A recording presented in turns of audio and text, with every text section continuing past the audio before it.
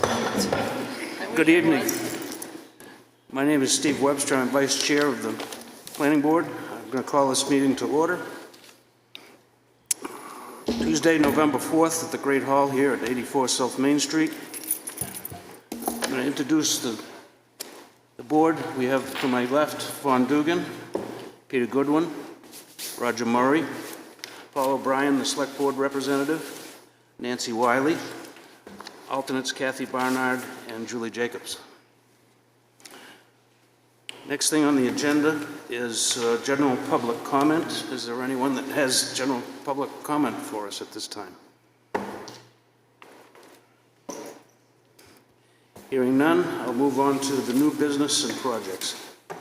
The first on the list is the Scenic Roads hearing.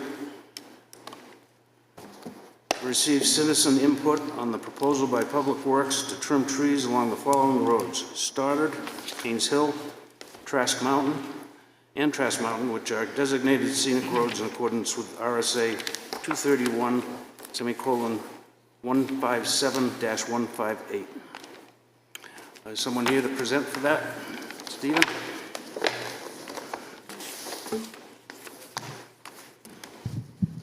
Good evening, Steve Randall, Director of Public Works.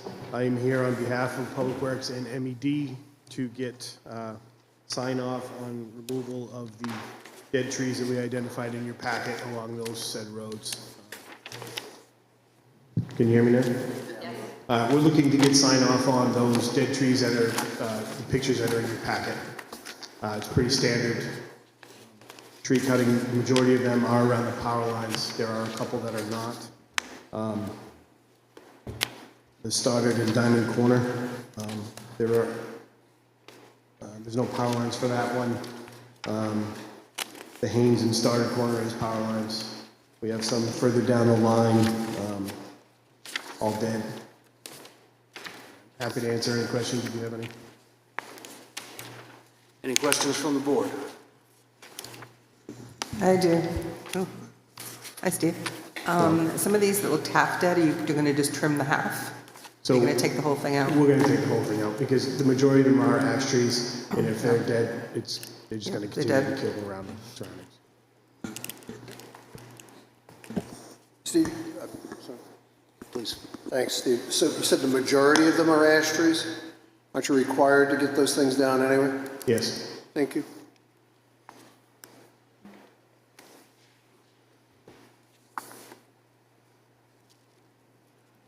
All right, if there's no other questions from the board, I'll open this to the public hearing for anyone in the public that would like to speak. Would you stand close to the mic, please, so that we can hear you and speak loudly, and introduce yourself, please. Thank you.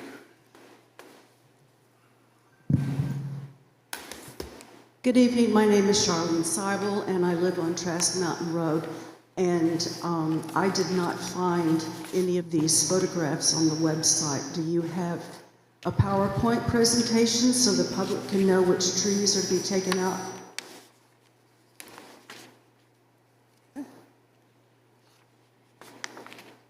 Are there any pictures for the public to see which trees are going to be taken out? You want mine?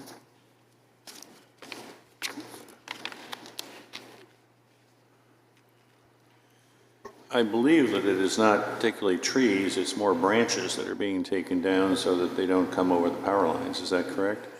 My understanding from what was on the agenda is that it referred specifically to limb trimming. And now I'm hearing for the first time from Mr. Randall that it's almost exclusively dead or dying ash trees that are going to be taken out in their entirety. And I would just like to know which it is.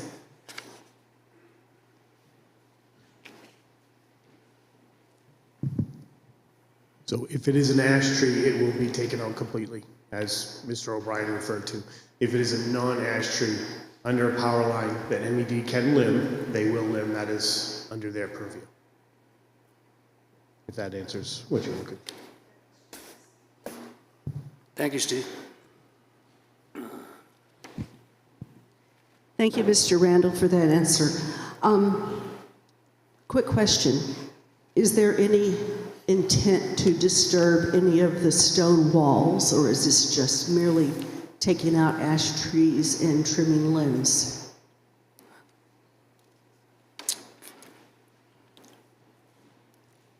just trees. Do we know when this is going to be taking place specifically on Trask Mountain Road? Because I drive that road every day, and I have not seen that many tree limbs that are hanging over power lines, and I was just wondering when this was going to take place, specifically Trask Mountain Road. Steve? The tree crews are standing by waiting for approval. MED has them on standby to schedule. We have some in the downtown area that are going to go. Then they will move to North Wolfeboro and take those down. So with sometime in the next couple weeks is the best answer I can give you. So, Steve, you would keep the road passable while you're doing the work, of course. Yep. My next question is, since I do own a significant amount of road frontage on Trask Mountain Road, I would like to be notified when the cutting is going to be taking place. Should I send an email to Mr. Randall? I've also been waiting a number of weeks to hear from him regarding all of the questions that I raised at the October 1st Select Board meeting, and I haven't received any information, but that's another issue. I would like to know what the procedure is for me to receive a phone call or a text message from the town to let me know when this tree cutting and limbing is going to commence on Trask Mountain Road. Do I need to send an email Yes, to? you can send an email to Steve, and he will respond and let you know when the tree cutting is scheduled. Okay, thank you. Sir?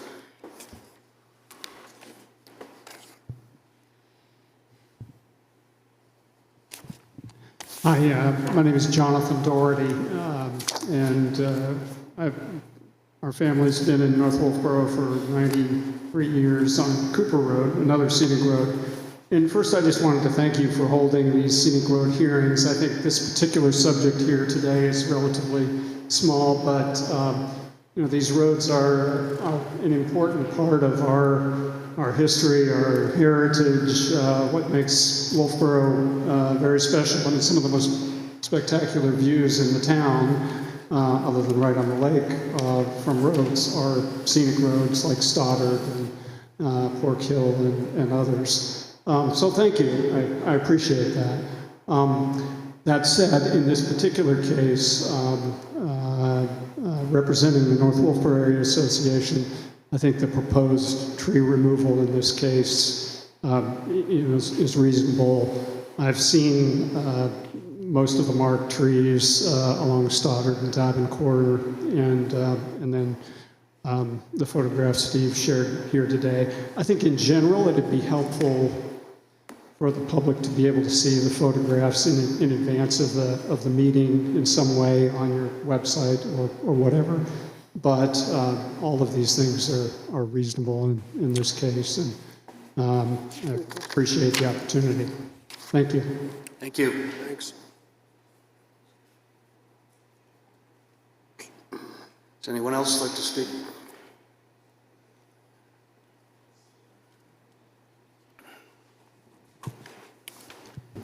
Due to my hearing loss, I've only heard parts of what's been said tonight. I live on Haynes Hill Road. I do feel that there are some trees that are dead, or branches that are dead.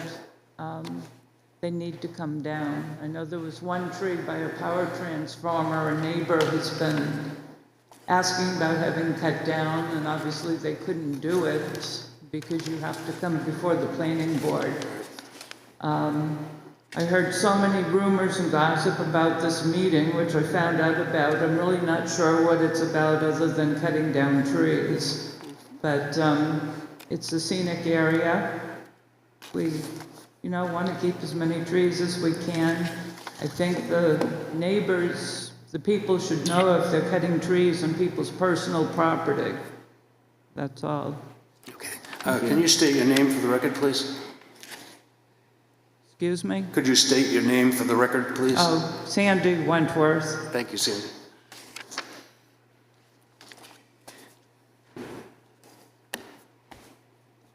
I want to thank you, Peter, for giving me a copy of the photographs that were in your packet. My question to Mr. Randall, there's only one photograph of Trask Mountain Road, and I know where it is. Is that the only, it's obvious that the tree does need to come down because the branches are dangerously close to power lines. Is that the only tree you're planning on cutting down?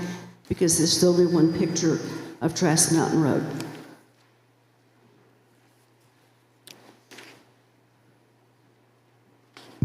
At this time, the only trees that we've identified to cut down are the ones that are in these pictures that we are asking for. Thank you, Steve.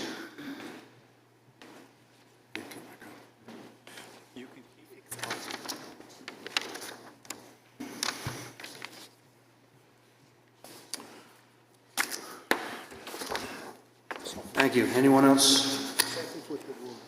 Okay, hearing none, I'll close the public hearing. Discussion amongst the board.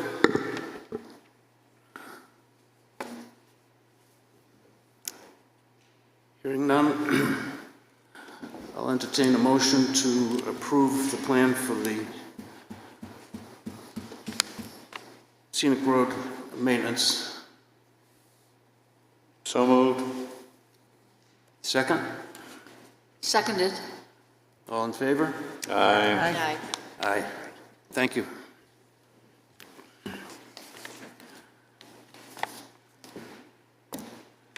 Okay, next on the agenda is the 26 to 35 Capital Improvements Program public hearing. As authorized by New Hampshire RSA 6745, Town Planning Board shall hold a hearing on the proposals by the CIP Committee for the 10-year plan. I chair that committee and worked with Jim and the committee through the preceding months every Monday morning, which was an interesting time to have town meetings, but we got through it, and I think we did a very thorough job. Jim Pinio, the town manager, is going to run through it and has a presentation for us. Thank you, Jim. Thank you, Steve. Jim Pinio, town manager. Did everybody get a copy of this evening's PowerPoint? Yes. You did not? Okay. Thank you.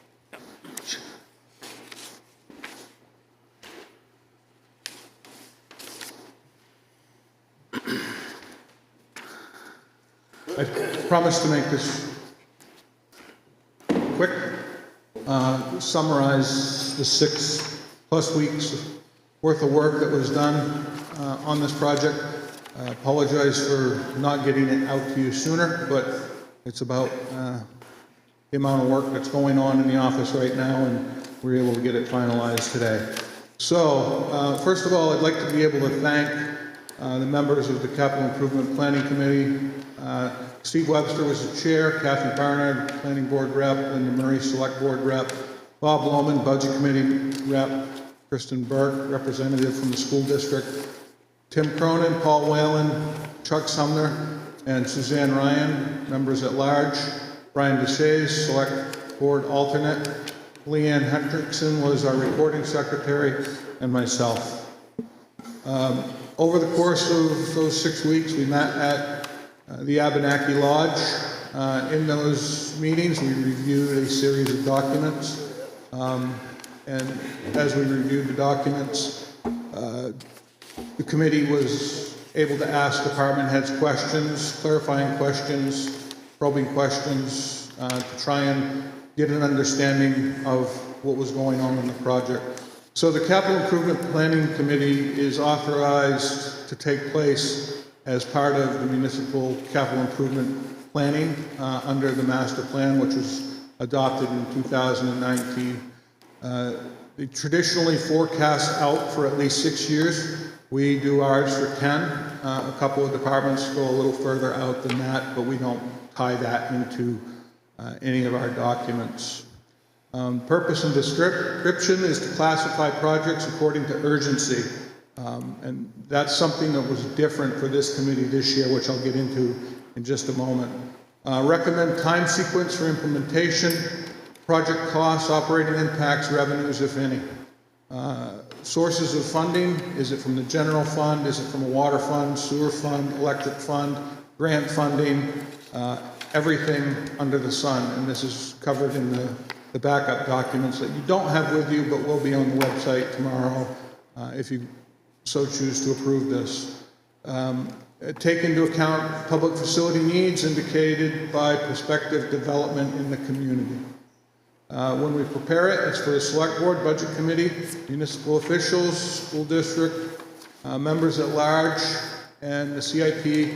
Study each proposal, make recommendations to department heads based on capital improvement program and preparation. You might think of this as you've got a number of department heads who feel that their project is a priority, which it is, but when you compare it to other projects within the town, it may not have the same level of priority for consideration. So that's part of the committee's work, and I think they did a much better job this year than what we have in the past based on some changes that we've made. So as part of this process, the Board of Selectmen create a set of guidelines. That letter came to you at the end of June when we, as the Board of Selectmen, voted to approve the guidelines. One item was added after the letter went, and that was Select Board is requesting that long-range planning be initiated in the 2026 CIP for improved and increased parking in the downtown area. As you probably have heard, there was a lot of dialogue over the summer about parking in downtown. Is it working? Is it not working? And what are the solutions going forward? So the board has asked us to look at tackling that.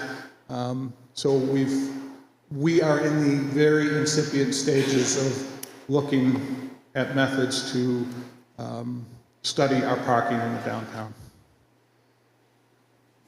As the department heads go through, they fill out their documents. The document on the left-hand side is the back of their submission form. Midway down the document, it gives a criteria for the departments to rank their projects. To the right of that, it gives the opportunity for me as a town manager to rank their projects for submission to the CIP. One of the things that we've had trouble with in the past is there's been no real good way for the CIP committee to quantify their studies of these projects and evaluate them against all the other projects. So we implemented the change in the process, which is reflected on page 5 of your CIP document. What that boiled down to was at the end of the CIP presentation process, all members received spreadsheets, and they took those spreadsheets and they looked at the projects as presented for 3 years out and all bonded projects that came forward. And they scaled them. And it was pretty interesting the way that the scaling worked. They did all that scaling, we put that together, and then we sat down and chatted about it. Well, as you can probably well imagine, sometimes the scaling didn't work out well, and projects got pushed out or moved forward, and it really didn't make sense. So there was a real-world conversation that took place about those, and the committee made decisions to move the projects forward or back. This is a copy of the document that was used by the CIP committee with all of the members laid out and how they voted for the project. It was averaged and then it was totaled. Now there were a couple of people who were not in attendance in the meeting. I would also note that the Board of Selectmen rep tends to not vote for the projects or against the projects. They're observing for when we get into the budgetary process. So we average all that out, and this is, for example, the fire ambulance program, which scored a 21.6 on an average across the board. I believe the chief had it as 25, and I think I had it as a 25 as well, and they were able to come in with a score. Then the bottom spreadsheet lays out urgency. The urgency was a little harder to quantify, so we again had real-world conversations about where to place that as urgent, necessary, desirable, deferrable, premature, and consistent. And as well, they voted to recommend a year, and that was averaged out, and as you can see at the bottom there, it was recommended to go forward in 2026. So once that was all said and done, these items were placed into the spreadsheet.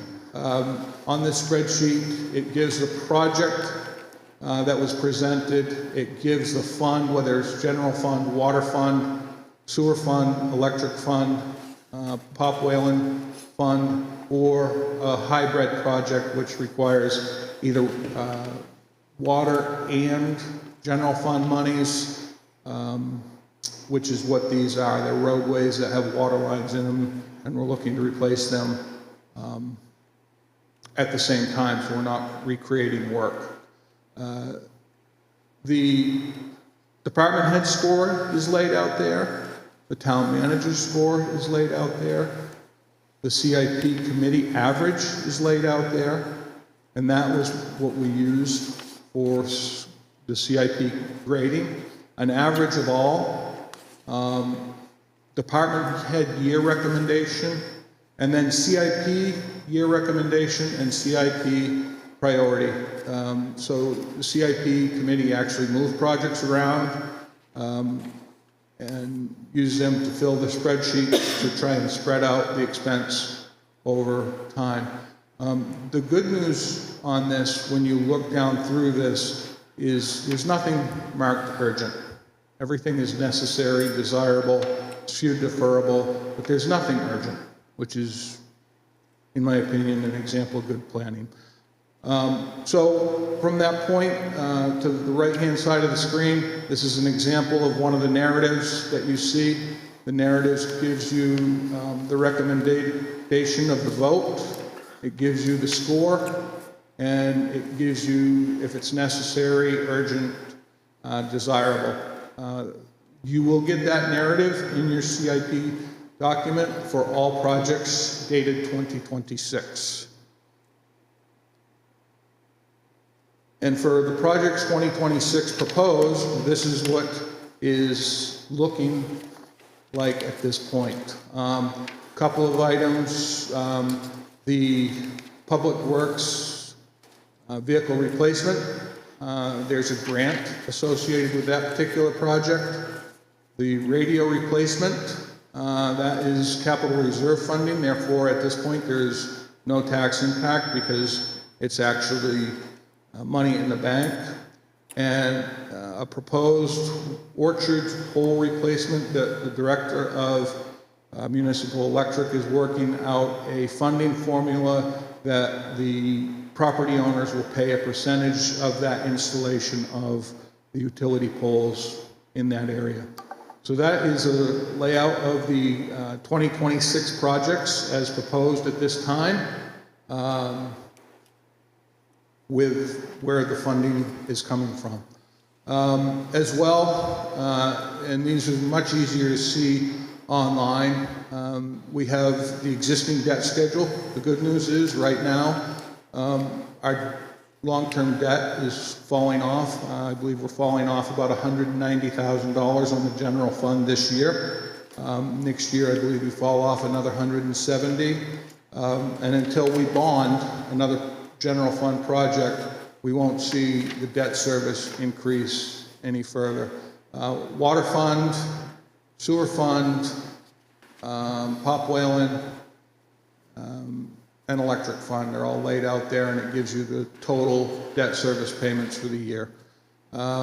This is a breakdown of the general fund based on the CIP proposal, which shows us that our next bonded project is currently contemplated for 2028 based on the CIP recommendation. 2029, there's two proposed. 2030, there's one bond, and 2031, there's one bond.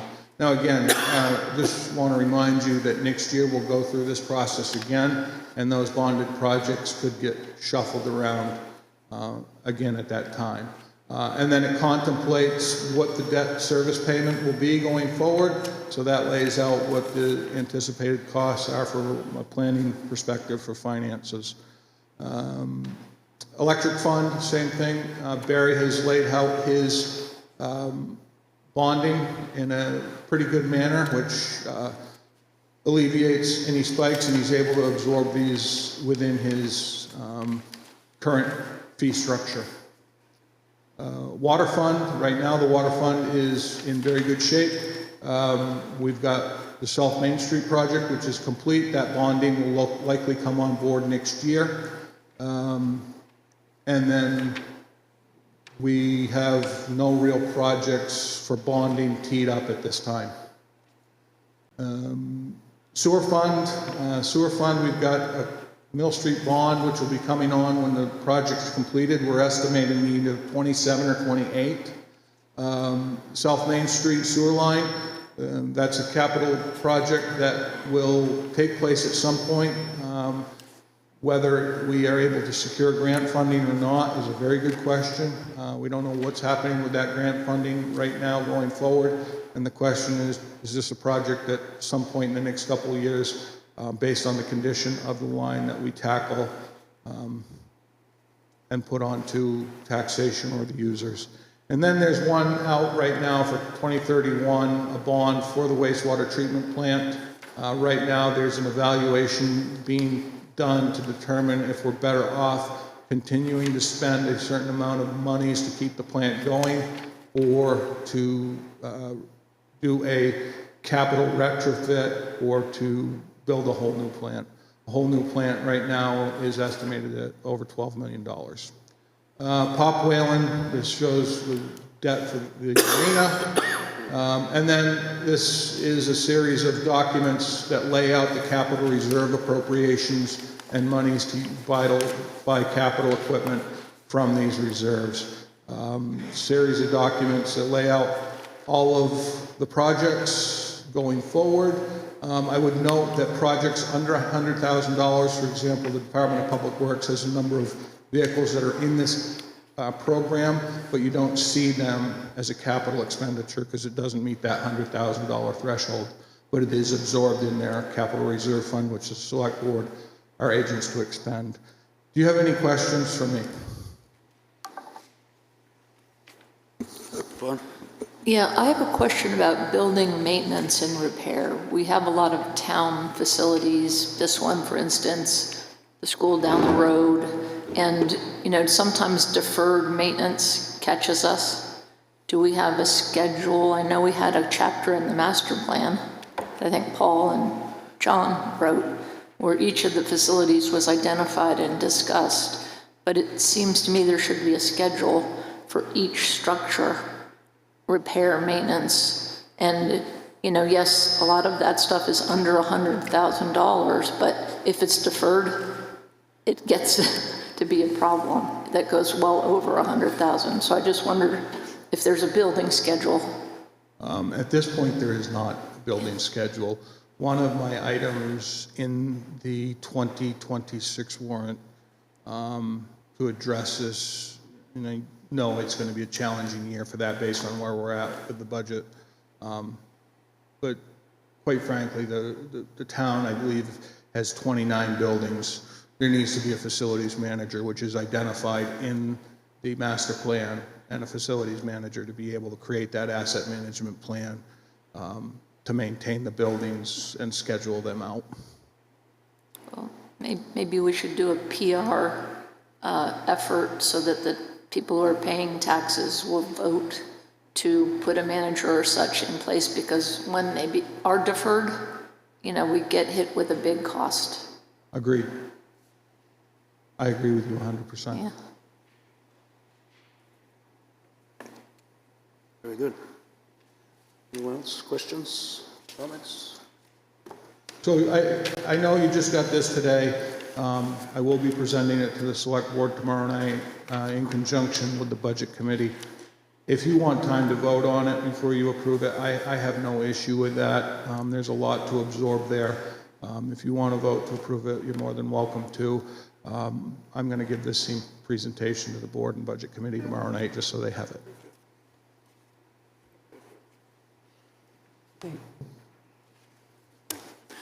Just an added comment from the chair. We started this grading program last year. It was our first time at it, and we made some changes and updates, and it really spurred good conversation, and it's documented. So all of this will be on the website tomorrow. There's 100 pages of it, but these documents are all in there, and they're organized, and it's very well done. The minutes as well. The other thing that I would add is if you have input, please let us know. I think it's November 8th, maybe. Mm-hmm. We're meeting as a CIP committee one last time to do a critique on the process and what we can do to either improve it, streamline it, et cetera. I think that's the day. I may be wrong, It but might it's be the coming up. 17th, I think. It's coming up this month. It'll be advertised, So. yeah. Okay, I just wanted to thank Jim so much, Jim. The time that you spent putting this together and bringing us all together to have the conversations that we did have, and most of them were pretty friendly, but I think that it was very worthwhile. I felt very good about the plan, and I think Steve did too. I agree. So thank you very much. Thank you, Jim. Thank you. You guys did the work. I put it together. Leanne did the proofreading. It was just a matter of getting back to it after the proofreading was done, and I was able to finally get to that and get it complete for you. How does the board feel? Do we feel we need more time to review this? Or are we ready to approve it this evening so we can forward it to the select board? Are we just accepting it? And Are we accepting the work so it can move on? Is that what the deal is? No, voting? Yes. yes, to pass I it feel on that- to the Board of Selectmen. I feel that the report is complete and we should accept it. Okay, I motion. all right. I'll entertain that as a motion to accept the plan. Do I hear a second? Seconded. All in favor? Aye. Opposed? Thank you. Thank you very much, all. Have a good evening. See you tomorrow night.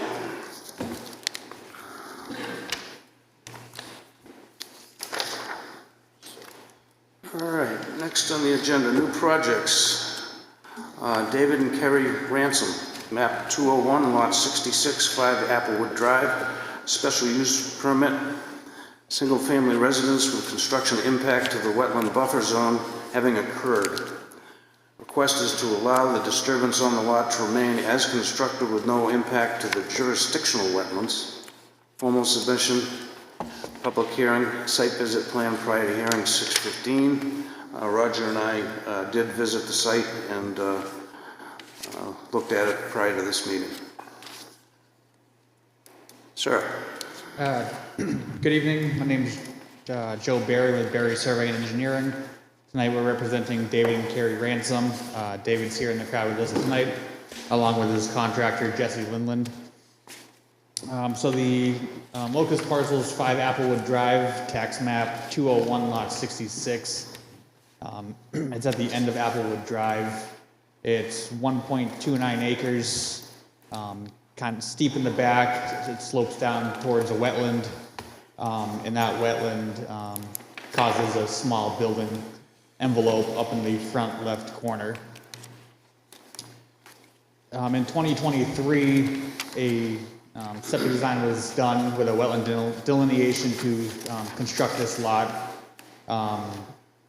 That plan was town and state approved. It didn't show the 25-foot setback on it, and showed the silt fence about 6 to 8 feet off the wetland the whole way around. During construction, that silt fence was installed where it was shown on the plan, roughly shown on the plan.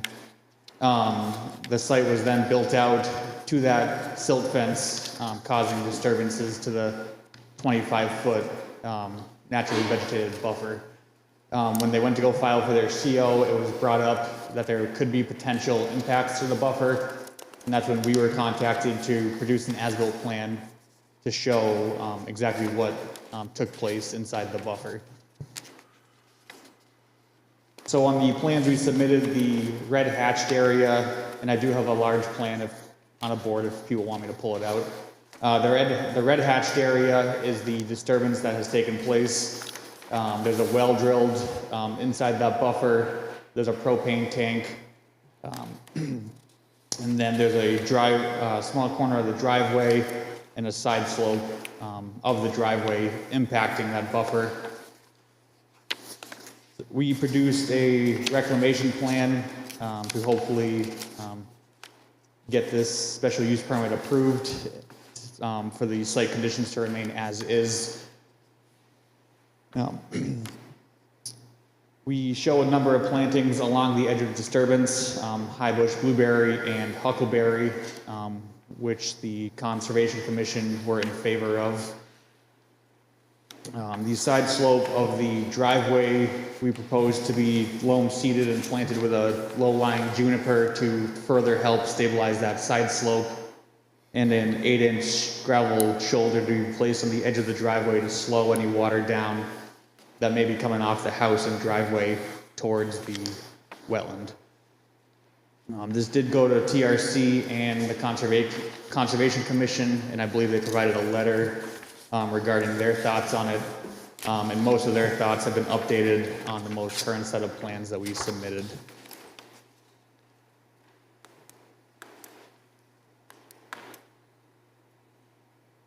There'd be a total impact of 2,017 square feet of permanent wetland buffer impact proposed with this project. And for now, I'll turn it back to the board and try and answer any questions. What assurance is there that the suggested plantings that you have are going to survive more than a year? And if they don't survive, are they going to be replaced? I would say they would have to be replaced. What at least the shoreline department does at the state, when you produce plantings, they have you submit photos every year for 2 or 3 years showing that they've survived. And if they've died, they make you replace the ones that have died. So the homeowner or contractor could submit pictures of the plantings on a yearly basis for 2 or 3 years. That's kind of how the state handles something like that when we show it in the shoreline zone. So when you attended the technical review committee meeting, the Lenore Clark, the Conservation Commission chair, met with you and wrote a letter which you incorporated into your plan. Is that correct? Correct. Yeah. So on the initial plan, we had showed butterfly bush. They wanted that removed. Some people say it's invasive. Some people say it's not. They wanted it removed. We were happy to make that change. They also wanted us to specify that there be multiple different types of high bush blueberry planted and at least a 3-gallon pot size to ensure that we're not planting little saplings and it's actually something of substantial planting. On the initial plan, we had shown plantings down to the driveway. They wanted us to relocate 2 of those bushes to incorporate some area for snow storage to ensure that those bushes closest to the driveway didn't just get knocked out. So those have been moved to the northerly property line. And I'm reading from her letter that they appreciated the conservation mix as a specified hydroseed to replace the wood chips along that slope. Yep. So yeah, the wood chips that are there now aren't doing a whole lot, so those will be pulled off, loam seeded, and then at the TRC it was recommended to plant that with a juniper or a low-lying shrub to further stabilize that slope and slow down the water. And Roger and I observed there were a couple of breaches of the siltation devices that were out there, but you had planned to remove that. Correct. We do show it on the plan, and that's to be removed with shovels, rakes, and wheelbarrows to not impact the wetland buffer anymore.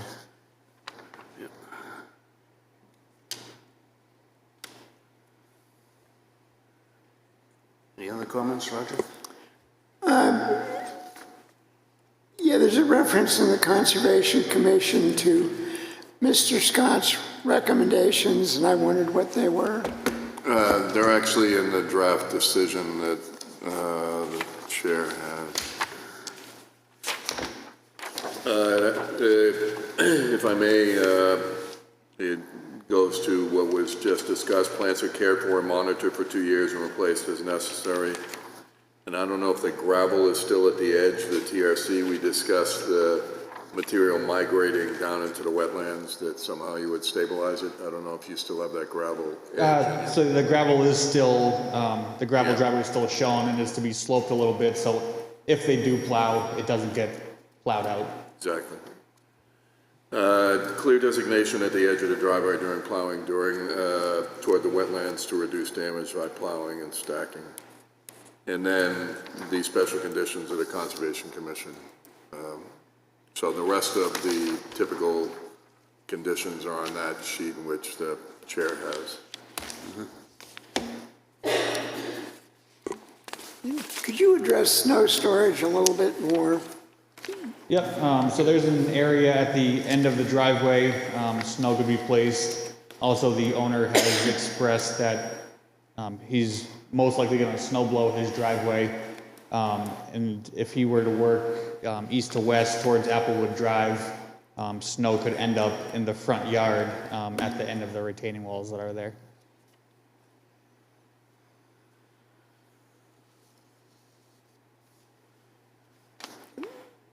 That retaining wall, though, there is, what, 3 feet high, something like that, or higher? Yeah, it's tiered. He would, the snow would have to be moved down towards the end of the driveway and then into the lawn area.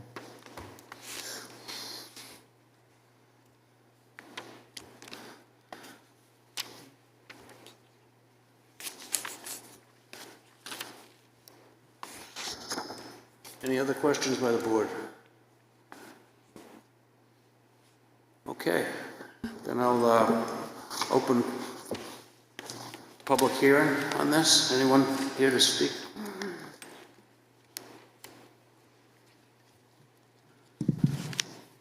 Hello, board. John Thurston, resident. So I have a little saying. When you grow up in Wolfeboro, we didn't have much. And when new people started coming into our area and grew our town, we couldn't do it without you. But there's something else on that double-edged sword, that when we build our areas out, we also contribute to stormwater and water quality issues. One of the big things here is, I don't know if you're familiar with what's just down below the hill. It's Lake Winnipesaukee. And there's a road down there called Whitegate Lane. And the town has been accused of contributing to washout on Whitegate Lane. What I'm seeing here is a wetland that's being squeezed above Whitegate Lane by filling in a buffer setback, which doesn't allow the water to sink into the ground, which causes it to get closer to the wetland and concentrates that water to go down over the hill, which runs into Lake Winnipesaukee. How do we get here? Evidently, there was a septic delineation. A pretty substantial house was built. Contractor did his job. A codes officer actually did his job. Found out what was going on. Kudos to Joel. Thank you to Joe. Thank you to the contractor. Thank you to the homeowner for putting a plan forward. I have some concerns as a landscape person in the area. First off, the driveway where the wood chips are and that washout is. We haven't had much water this this fall. We've got a washout there that's pretty substantial already. Imagine we get more rain, what that's gonna look like. That water's running right down into that wetland area. I wouldn't remove the wood chips if I was to do anything, because the wood chips, if you do a rain garden, it's a 50% of your mix. It absorbs the water. So you want to integrate that area right there with the wood chips and leave those on there to help absorb. On that back corner of the house where that wetland buffer line goes right across the driveway. How does somebody not understand that they're building in that wetland buffer setback? This is 2,000 square feet. This isn't a little area at all. So now you get behind that driveway and you're talking about stormwater. What you should have there is you should have a depressed area for a rain garden to capture that water. So that water doesn't go down over that embankment and then end up in the wetland. You could retain that area. When I look at the planting plan, I don't know why we put the planting all the way to the back edge with a 3-foot drop off the back side. It's just going to dry out on the back side. The line of delineation is where the wetland buffer is. Why are we giving the person who filled in the wetland buffer the opportunity to use this area now? All those bushes and trees should be right up at the front line. And that area on the back, we should look at it like we looked at the last case on Christopher Court, where we scraped the area down. We should be consistent. We shouldn't put somebody through one set of standards and do something different for somebody else. I would hope that the board would consider having a rain garden put in there, moving the bushes to the front sideline, and removing that slope down there so that this was a improved buffer area. Thank you. Thank you, John.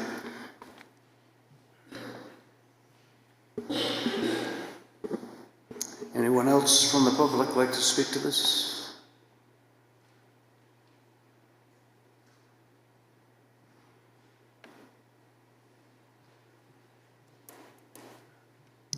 Good evening, Lenore Clark, Conservation Commission. Just wanted to let you know that I'm here. If you had any questions for me, I would try to, represent the commission as best as I can recall from our October 20th meeting, but I think the memo pretty much covered it.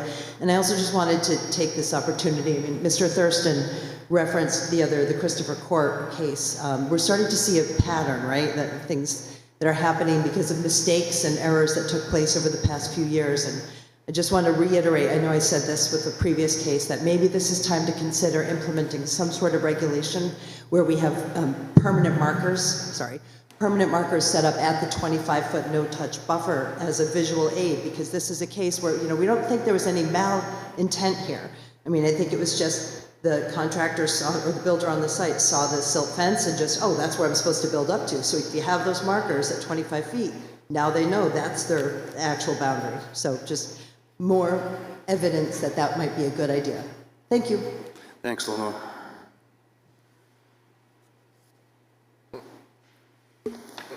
Anyone else from the public?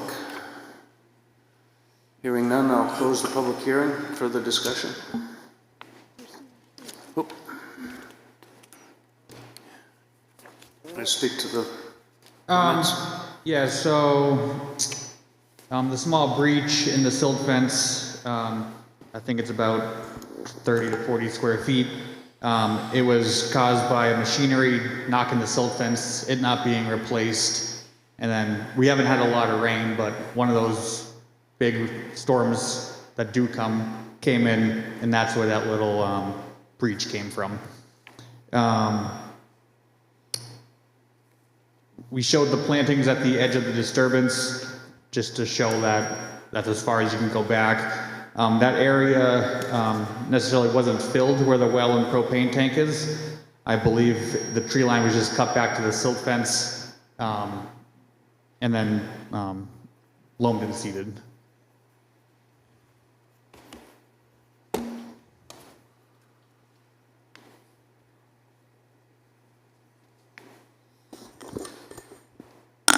I have a question. In the notes here, there's a letter from the ILEX Wetlands Consultants, and on the second page, it says, we recommend a couple of alterations to the current work plan. One, when the silt fence is removed. Was it removed or was it accidentally knocked down? What happened? I'm not following along.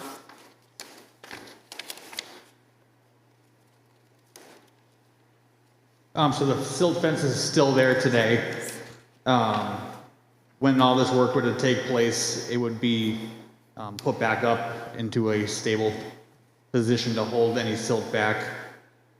And it sounds like his recommendation is when the project is stabilized, put a filter sock at the toe of the disturbance that'll eventually just decompose.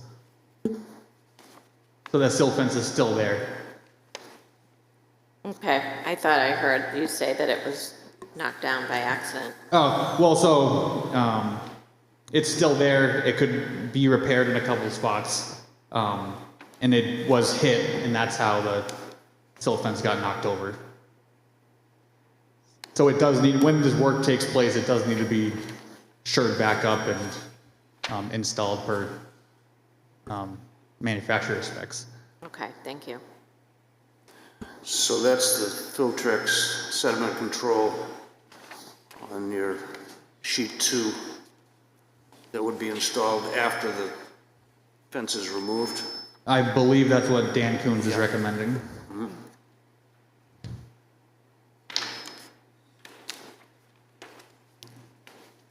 I have a random question. It says we have an existing propane tank. How existing is that, and how did that get on the other side of the no-touch line? Was it approved to be put in over there?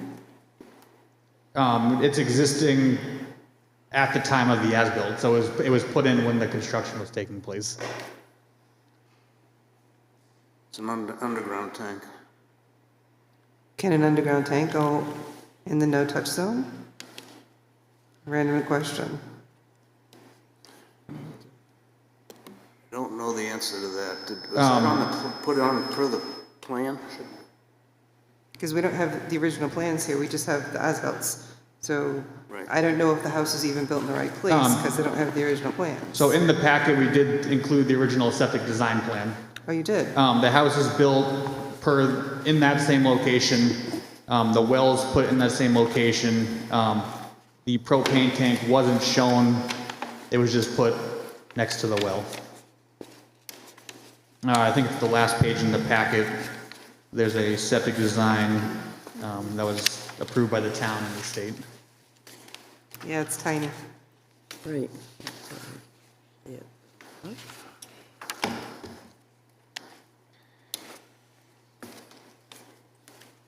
But it looks like it goes this way.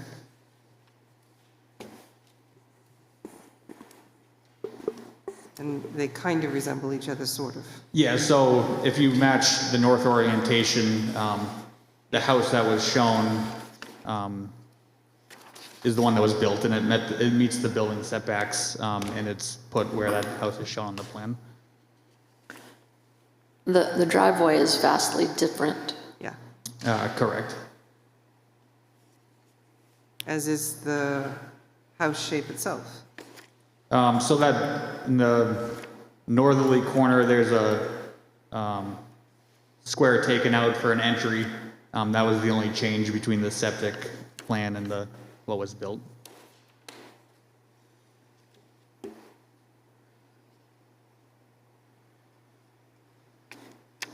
Just kind of tough to see on the tiny thing. Mm-hmm.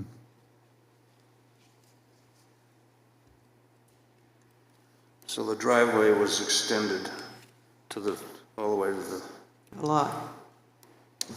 the corner.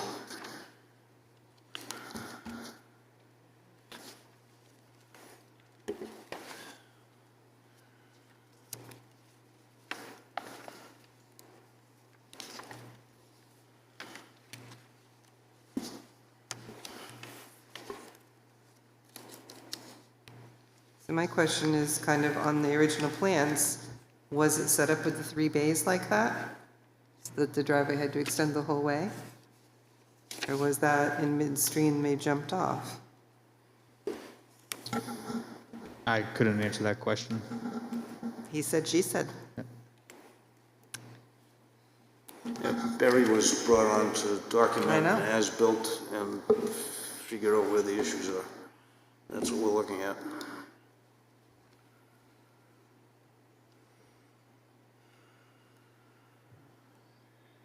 It's kind of a mess.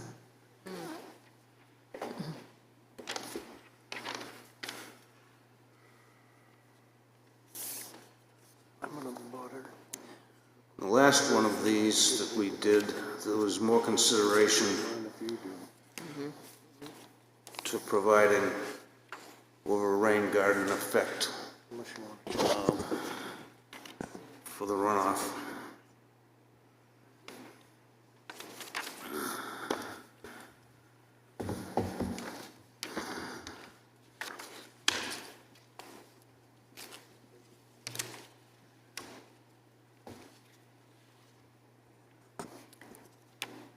Steve, could we request a site review before we vote on this, like we did with Christopher Court? Yes, there was a site visit planned. More of us should have looked at it, so, But it was at 6:15 tonight. right, yeah. It was at 6:15. Yeah. And we don't know it's dark. Yeah. I didn't even get that email, so I don't know. Did we have enough time? Let's, Well, at this point, there hasn't been enough eyes on it. I think that we ought to have to continue this and have a site visit with And what is the at goal? at least a quorum to go out and look at it. And what's the goal? I mean, obviously they're over. So now we gotta fix the slope. But what is the goal after fixing the slope? I mean, you know, without anything to see from before as to what they were supposed to do to stop some of the water runoff, we don't know what they didn't do. well, I agree with you. We need to see what was supposed to be done. Have a site visit, in my opinion, and then come back and look at what actually happened. Right, and is the new solution going to be enough? Exactly. So when you say what was supposed to be done, the septic design didn't show anything to stop water flow. It showed grading around the septic system, and that was it. And that was it. Yeah, there was nothing shown to not impact the buffer to slow water down. Since we've got a tiny thing here to look at, do you know what the date is on that? Do you have the what? What was the date? December 2023. Oh, there it is. It wasn't that long ago.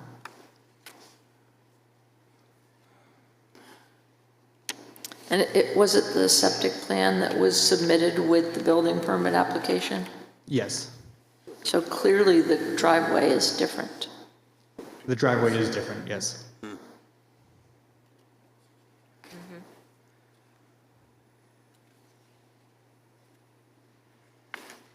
Well, I propose we schedule a site visit when it's light out and we all have time to see it.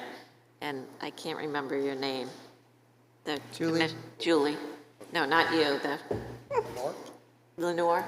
Lenore? Yes, thank you, sorry.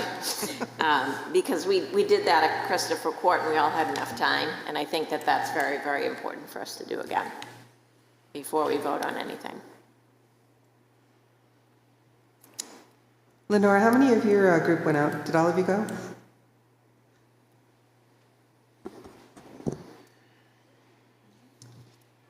No, Dan had been there previously because he was the wetland scientist who did the delineation.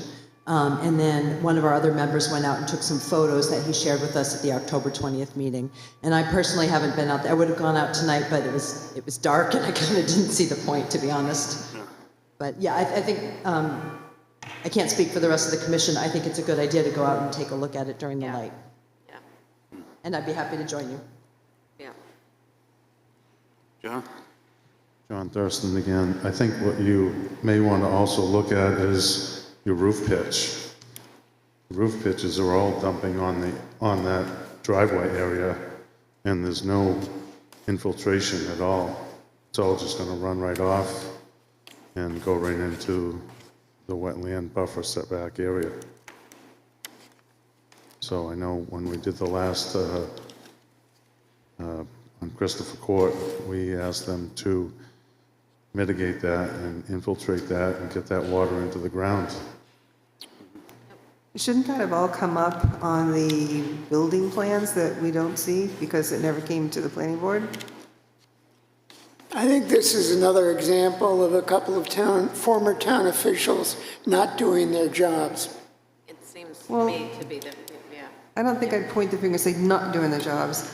I'd rather say that it's a mix-up and something happened, instead of just pointing random fingers. But No, let's I'm figure happy out to point how my we can finger. fix it before it goes much farther and winter sets in.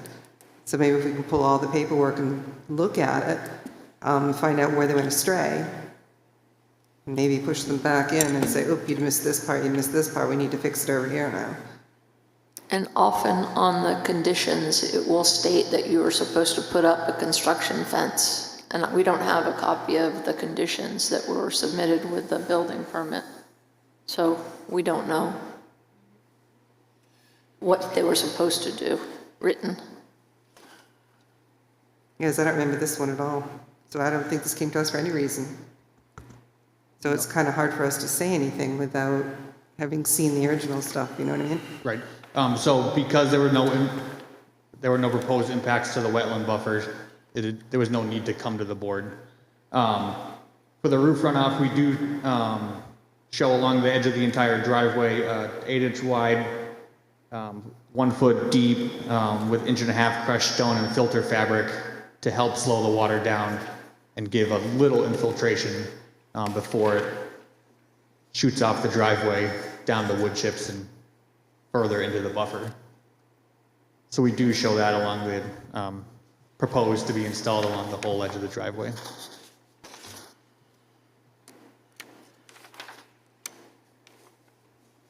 Well, in order to move this along, I think that we do need more time, and we should continue this. I'd like to entertain a motion to do that.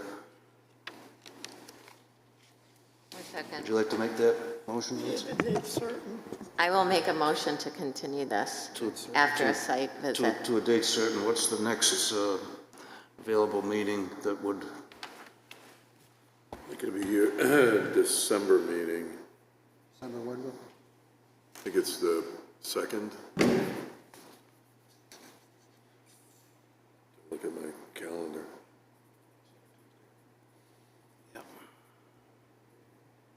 Well, the ZBA is the 1st. I think you would be the 2nd, but I have to confirm that. No, November 18th, it's our next meeting, right? What's November? November 18th is our next meeting? Well, we were looking at, November 18th. That's the workshop meeting. I'm That's sorry. a workshop meeting, Yeah, but be sooner rather than later. yeah. Would you like to amend your motion to a date certain at November 18th? We shouldn't do it on the 18th, or should we? Yes, the 18th. Yes. Okay, so I Could we make get a a- motion to continue it till the 18th meeting, but we need to, Right, we need to set up the site we need to visit. set up the site visit first during the day, because it's getting dark at 4:30. Yep, I can do any day, Monday through Friday. Okay. And we can extend the invitation also to the Lenore's group? Yes. Conservation Commission? In case they have anything to point out and suggest? Mm-hmm. Do you have a suggested time, 4 o'clock on the 18th? Make it earlier so it's still daylight, 4 o'clock on Let's say 3:30 3:30. on the 18th? 3:30 on the what day? 18th? 18th. Tuesday, November 18th. Okay, so the day of the meeting, sidewalk at Correct. 3:30? Yep. 3:30. And that should give us also time to have all the paperwork forwarded to us the next 2 weeks, right? I don't know, that's, I'm kind of throwing that out there. Paperwork as in the building permit? As in for here, yeah. Maybe have the old paperwork so we can see what was supposed to have been done, so we can all look at it. We'll have to dig it out. Have a motion? You want a second? Yeah, do I hear a second to that motion? Seconded. All in favor? Aye. Aye. Opposed? Hearing none. We'll see you the 18th at 3:30. All right, have a good night. Thank you.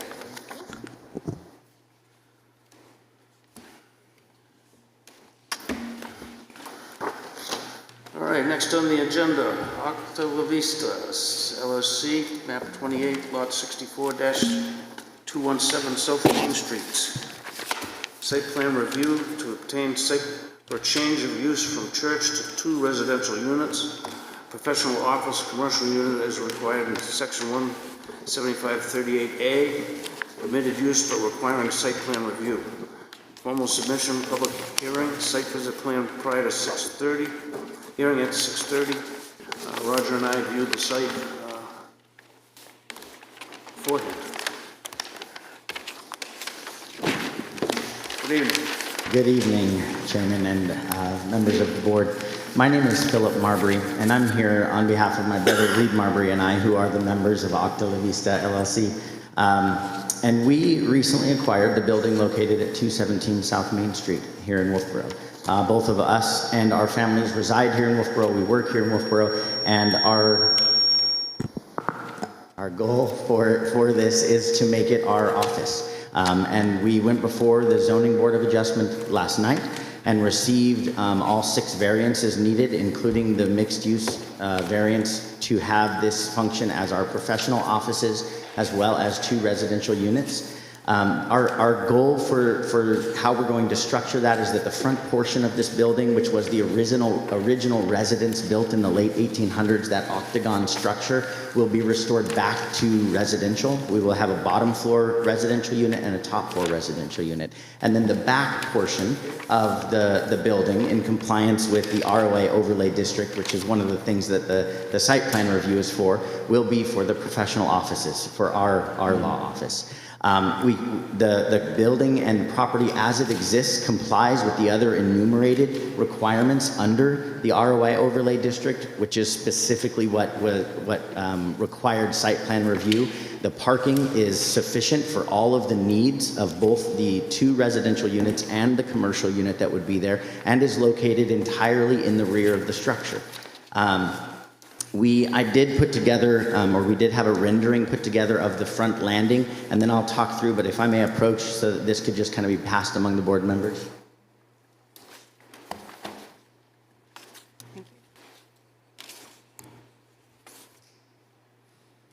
And I will get into the specifics of the plan so that I can also answer any questions about that. But the rendering just shows what we're seeking to do on the exterior of this building is very straightforward and simple. We're seeking just to add what you see there, which is a front landing which would be the entrance to the bottom floor residential unit. And that landing is located facing Main Street. So it would be the residential front and the thing that you would see driving along Main Street.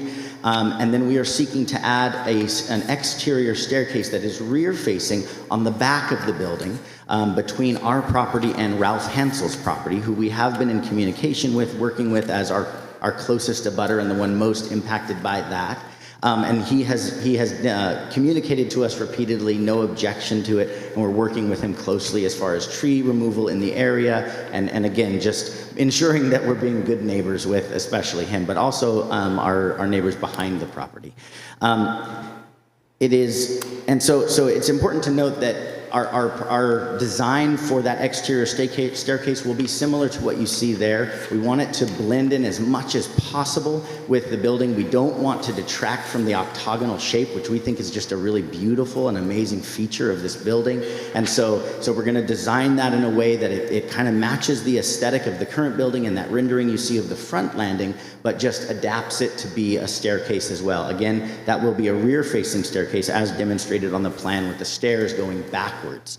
And then the only other exterior thing that we're doing is extending a walk path so that there's a safe and compliant walkway that goes from the current one that's already there, and the map delineates the current walkway in black, and the proposed walkway and structures are all kind of in the grayish or the brownish orange on your site plan there. But those are really the only changes that we're seeking to make to the exterior of the building. Everything else will be interior. We want to preserve the current look and feel of it. It's a beautiful building. We're going to update, the siding just because it's in rough shape. But that's the extent of what we're seeking to do on this property. We have submitted a detailed list of waivers for certain things related to the site plan, and you will see in your application packet the detailed checklist showing every waiver that has been requested, and then behind that I broke down each one of those items that we have requested a waiver for and provided the justification of why we do believe that a waiver is appropriate for each of those specifics based on the requirements of the waiver, which is that the waivers won't compromise the review of the application for the compliance with all applicable regulations, that adequate and appropriate information has been provided, and some of that I'll be happy to answer any additional questions tonight, to address the concerns of the abutters and the planning board, and that the proposed waiver doesn't seek to deviate from the spirit of the ordinance. It's important to note, since those are part of the requirements, that and this was something I went into at length yesterday for the zoning board, the spirit of the ordinance is explicitly for this kind of use. The ROA overlay district is in its purpose, both paragraphs of its purpose talk at length about the need for mixed residential and professional office, educational, and institutional uses in this district that are accessible to the sidewalks, which this building is, close to the other businesses such as Huggins, Brewster, that also need more residential units. And so we believe that this is the perfect opportunity to provide all of those really valuable things for our town. We are excited to have our office located there. Again, having gotten to met several of the neighbors already, we're excited that that'll be where we get to be located. And we're also excited for the opportunity to provide some additional smaller residential units in downtown Wolfeboro. Some of probably the most significant waivers that we have requested are for or related to a formal survey being done. And so I want to just talk briefly about how we put together the site plan. This was put together with a mix of the current tax map, the current deed, and the best descriptions we could pull from that. Measurements on site that we took, and then we worked closely and coordinated closely with somebody who could draw a site plan that would be maximally useful for this board in kind of evaluating and understanding what we are seeking to do. It is drawn to scale. There's a note at the top right that says location sketch not to scale. That's only referencing the location sketch that shows the property in proximity to the greater area. It's right on the corner of Main Street and Green Street there. It shows all of the relevant boundary lines. It shows all of the relevant surfaces. It's a minimal increase in the amount of impermeable surfaces, going from approximately 52%, a little more, to approximately 58%, including all of the additional impervious surfaces, walkway, landing, and exterior staircase. And then we are removing the exterior staircase that faces the parking lot. And that is why you'll see that also in kind of orange-brown at the back there, because that would just serve the commercial unit, and the commercial unit has an interior staircase, and then we will work with code to ensure that we have any and all necessary other egresses. But the exterior staircase there was in rough shape and is just not ideally situated there. Again, with that, I'm happy to answer any questions that the board may have. This will bring this property out of kind of a tax exempt status, as it has been for the last 100 years, into a tax paying and contributing property here in Wolfeboro.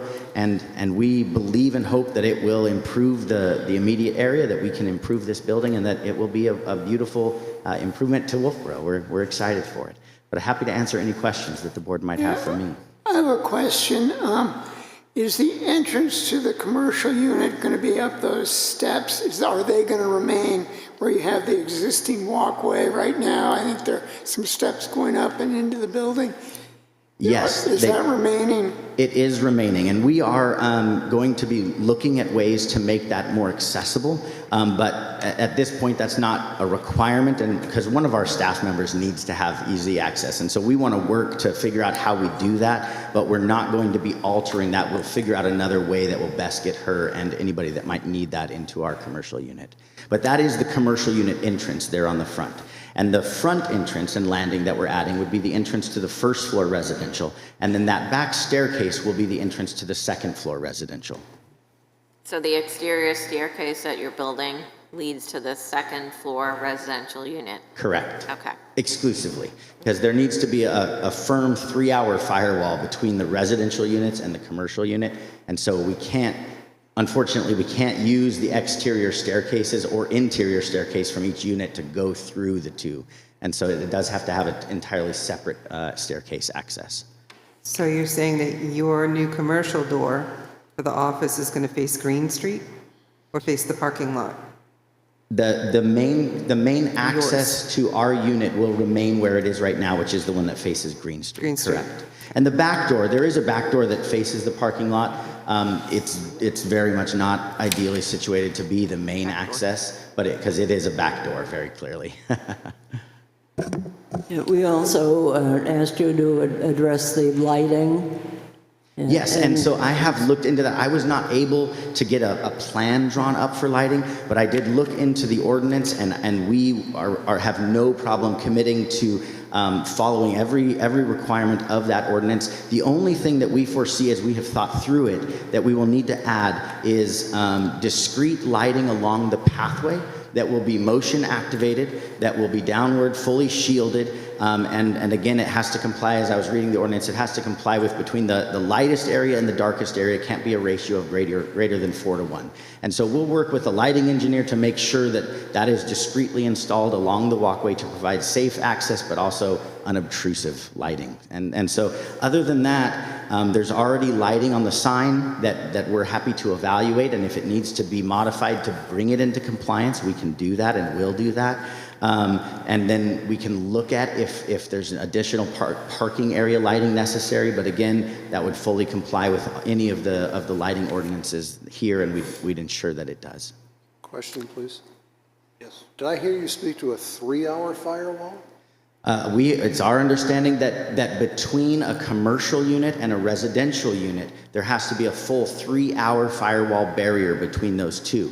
Between the two residential units, it would just be a 1-hour firewall between the floors. But yes, we have to have basically a hard 3-hour firewall division that separates the commercial unit from residential. Are we talking about 3 hours in each direction?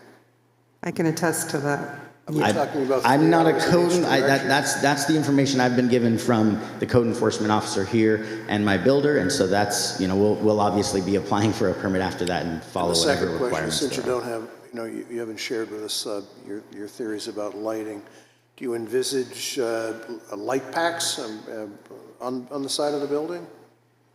I'm sorry, light packs as in, I'm not quite sure I understand. Things you bolt on the side of the building that just kind of... I don't think so. I'm asking a leading question. It's really unfair, but it would be nice to know what your lighting plan is going to look like. Sure, and we're not planning to add any more of that kind of large-scale lighting. We don't need to illuminate the building necessarily any more than it already is. There is one light that currently faces down towards parking right now. And again, we will work with whoever we work with on lighting to ensure that that is compliant with the codes, and if it's not, we'll bring it up to date. But we're not planning to add extensive lighting other than the walkway and then kind of a motion-activated light that would turn on and off for each of the residential landings so that as they're coming in and out of those doorways, they would have adequate lighting for that. So I have a question about the stairs that are in the side setback line. Yes. Did you get a permission from the zoning board for those? We did. We got a variance for the construction of those, and again, have also been working with Ralph Hansel, and he is in agreement with them, has no objection, and he's our abutting neighbor right on that side. And then just a question of normal, polite civic behavior. Would you consider putting a a sidewalk between the Main Street sidewalk and the front door? Yes, and that is not on the plan because it didn't occur to us, but we are and do want to put a sidewalk that would connect that front door and the pathway that goes around directly to the sidewalk. We have heard that there are plans to extend Main Street there, and so we don't really want to do that until we know what the town is going to need to change, and then we would desire just to connect it to whatever the town ends up putting there. But we've been cautioned that to do any substantive work on that front could be counterproductive because I think there are plans for Main Street to extend that way, which is fine with us, but we just don't want to do it all twice. At TRC, we talked about leaving the sign where it is now. Yes. With the option to move it later based on whatever the town does, maybe towards the corner if you need. Correct, and so that would be one request we have, if that's something the board can do, is that the sound be permitted to stay where it is now, but once that street moves, that we could relocate the sign closer to the corner of Green and Main, where I think it would better serve to direct traffic appropriately for both the residential units and our office, but it would simply be moving it to that corner wherever is best situated based on the expansion of the street. And can't that come up again when he goes to get a sign permit? I think his point was he didn't want to move anything in that front area until he knew what the plan was going to be for the Right. improvements. Yeah. I think it's, I sit on the other side of the fence on the select board, and it's not clear to me that I understand a comment about improvements. Is this the Route 28 project we're talking about? Yeah. Right. Okay. Well, more will come forward on that relatively soon. Fair enough. Yeah, okay. So this is the whole $10 million. Let's figure out what to do from the high school or Pickering Corner out to Weston Isle. Okay. Yeah, we're opaque on the question right now, but it'll get answered. And again, we're okay with that. We just kind of want to plan accordingly so we don't have to be redundant in our work or efforts there. We can flex based on what the town ends up needing to do there. Our destiny is in the hands of Concord right now. Well, I'm just questioning a little bit of, do you even really want to connect to South Main Street like that? Because your business is really going to be accessed from Green Street. Correct, but we believe that the residential units, that the people who live there would benefit greatly from being able to walk directly to the sidewalk and then downtown. Yeah, So- I can't see somebody walking to your office. No, that would be primarily for the residents who live there. Sounds great.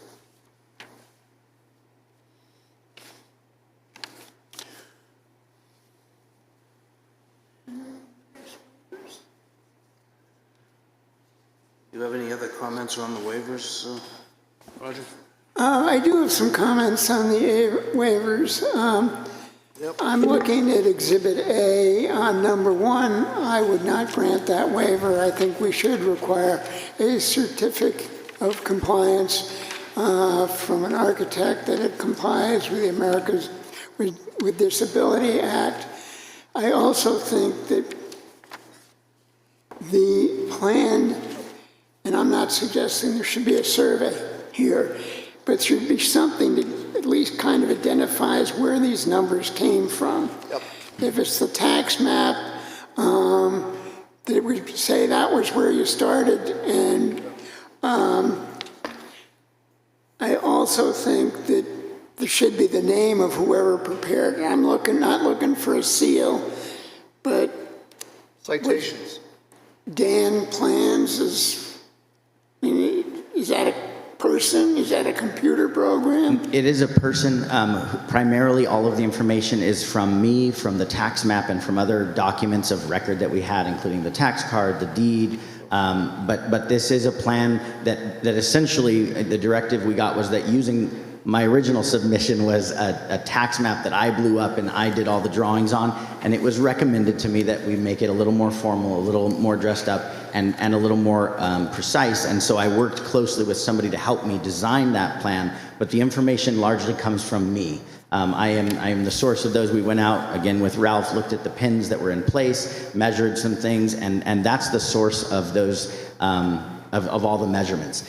Notably, the reason I think that the ZBA was good with that is that even the furthest line of intrusion relative to that staircase that we're going to add is the building still. The staircase and the pathway the staircase will be entirely closer away or further away from the line, the property boundary line, than our furthest line of intrusion, which is the building there. And so again, it just gives assurance that we're not going to be encroaching on that boundary line because nothing will be further than that furthest line of intrusion.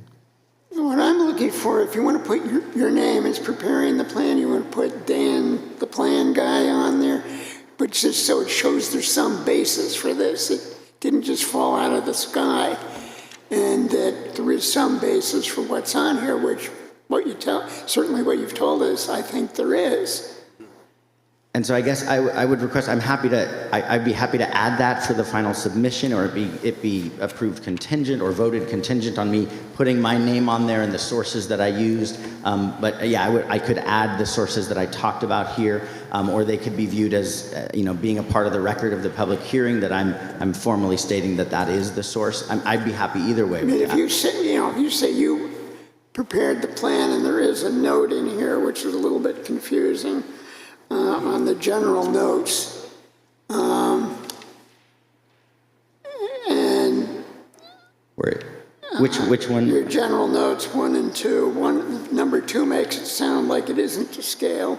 So what that's referring to is that, and I don't believe there actually is any instances of number 2 being applicable, but that's just saying that if, for example, the 4x6 landing, if there was some amount of that or dimension that was exaggerated to make it obvious to see, that the 4x6 foot measurement would be what controls in the event of a dissonance between those two.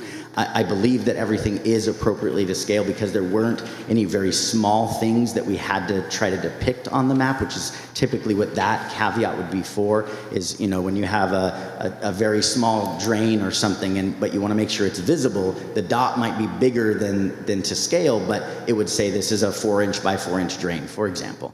But the map is to scale, but we also have all of the dimensions, which this note just says the dimensions take precedent over the drawing in that regard. So one thing you did mention was that you and Ralph Hansel found some pins.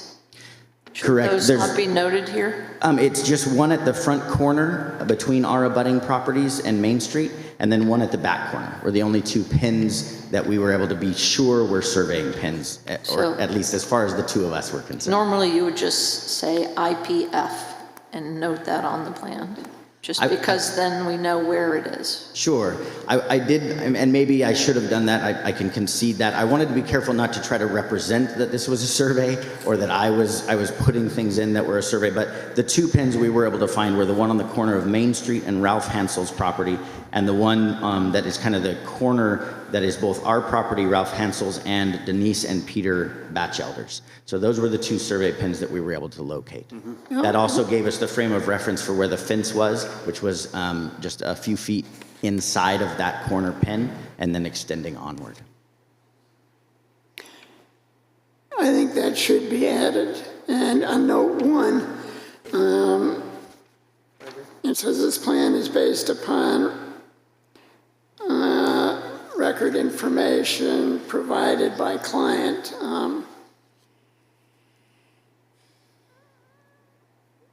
Nobody's going to know who the client is. And then you say no search of public records was made, but you obviously searched the public records because you did a title search. I think a little more specificity there, that you say information compiled by the law office of or by you or your brother. Yeah, and I can say for the record that we did search the title history, and there is absolutely no plan of record for this property. There's no survey that we could find of record. There's no plans. There's nothing. Again, the building I think was built originally in 1870, and then the church took ownership of it in the early 1920s, I believe, mid 1920s. So there's just unfortunately never been any plan or survey of record. So there must be deeds a deed with meets and bounds? There are, yes. That is one of the things that we reviewed in kind of helping to create this plan. But we are not surveyors, and that's important for me to make sure you all know. I'm not asking you to put a seal on it. I'm not asking you to certify that it's a survey. I'm just trying to really get some information on how you came up with the plan. And just name the sources on there. Yeah, I mean, you know, you weren't sitting home one day at the kitchen table and said, well, this looks like a good shape. We'll use this. And so I guess I would request, is that something that I could add as a condition of the approval, that I add and resubmit a plan that includes those information, additional details, our best effort and guess of identifying those pins as in place, so that we could make sure we resubmit that as a condition?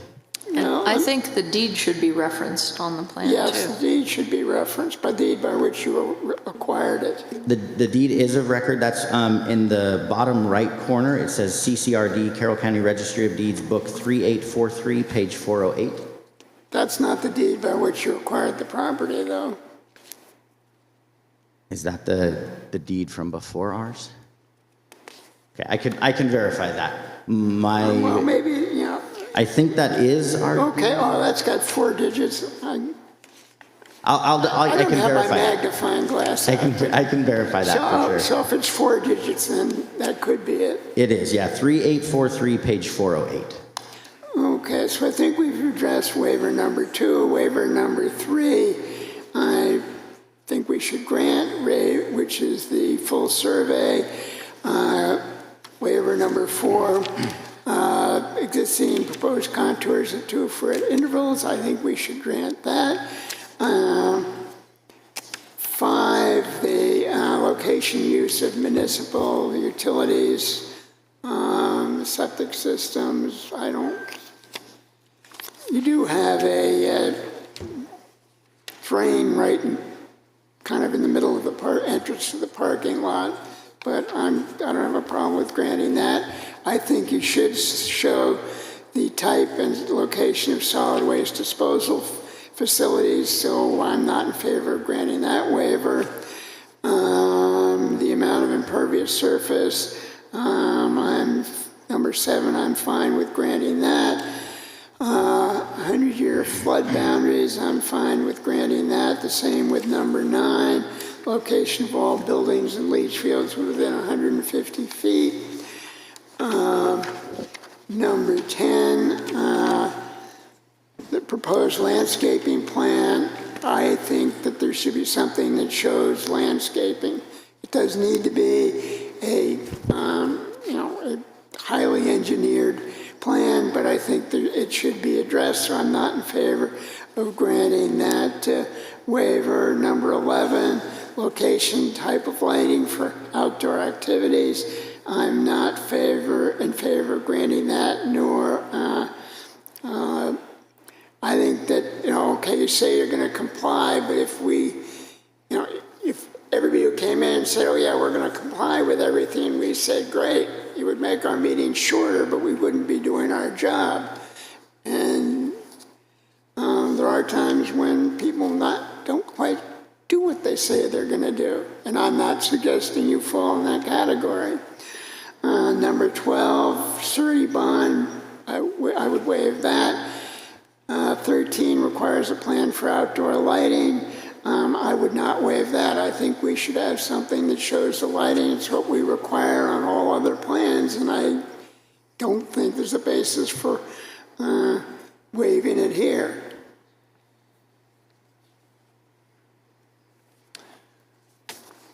I'd like to add to that, Roger, you made a recommendation during the site visit that they submit photographs for record of the 4 elevations of the building, so that later on, if there's ever an issue, we know what's there, what was approved. That'd be a fairly simple. And that would, just so I'm clear, that would be photographs of the existing structure as it is. And one other thing, I'd like to see the parking calculation on the plan. You said it met it.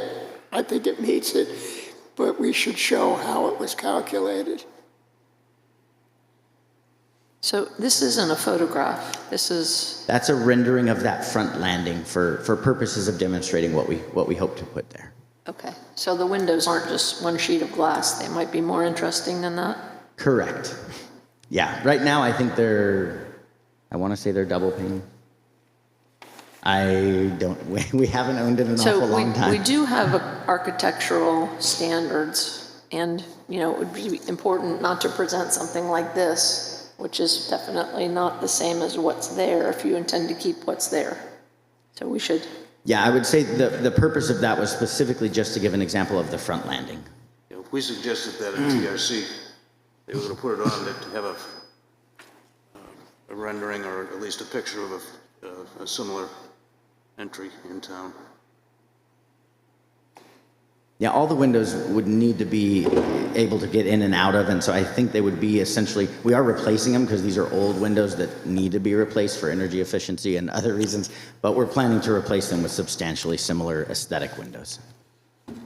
So in the case of a double hung window, you might have a check rail that's a casement window or something like that?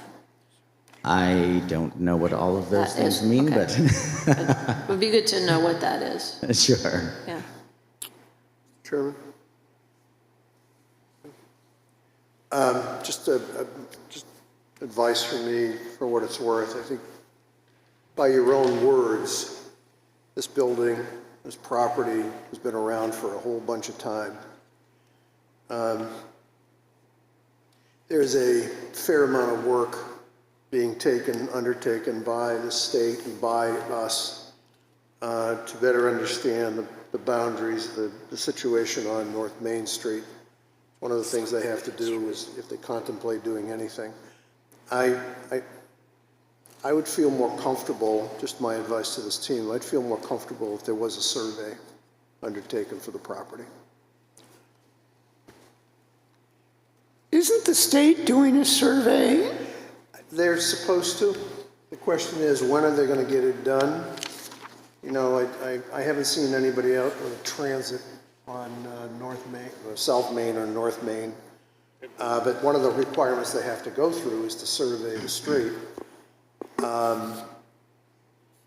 We haven't been briefed, I shouldn't say I'm not aware that the state has started the survey process. I think they're probably on a soft hold right now, given what we've all read about, heard about, that funds are all drying up. So, be that as it may, it would be fun if they were doing something you could piggyback on it. But my sense is, again, I'm not trying to pick on your words, I would recommend a survey. You live on the wrong side of town. For those of us who live on the south side of town, I can tell you that the surveyors have been out there for a good part of the summer. Just try to be consistent. We do have the pins that are set, however. So we have a pin in the front, is that right? Again, as far as we can ascertain, our best effort is that there's a pin that we found on kind of the corner between us and the Hansels on Main Street, and a pin in the back along that same boundary line where it touches to the Batchelders.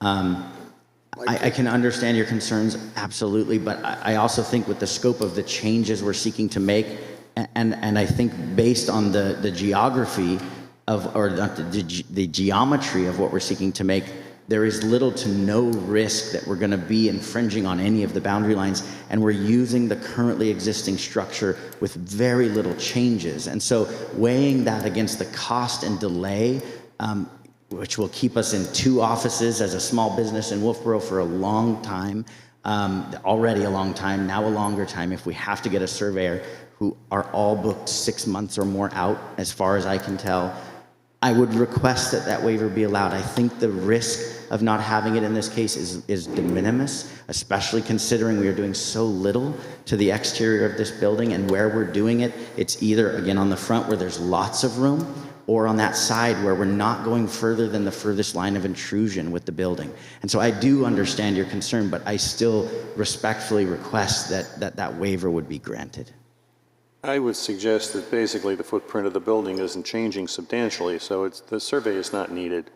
I don't understand why it would need to be. I agree with you. Can we back up one more that I don't agree with? Let's not mess with the landscaping. That landscaping's been there for a long time, and they're gonna have to go through some hell to get it out, to change it. So they're not gonna do it right away. And at that point, it was going to be well past time when we'd have to really say anything about it because it would be changing landscaping. That's a whole different animal. I think that one is moot, personally. Are there trees on the front of this lot?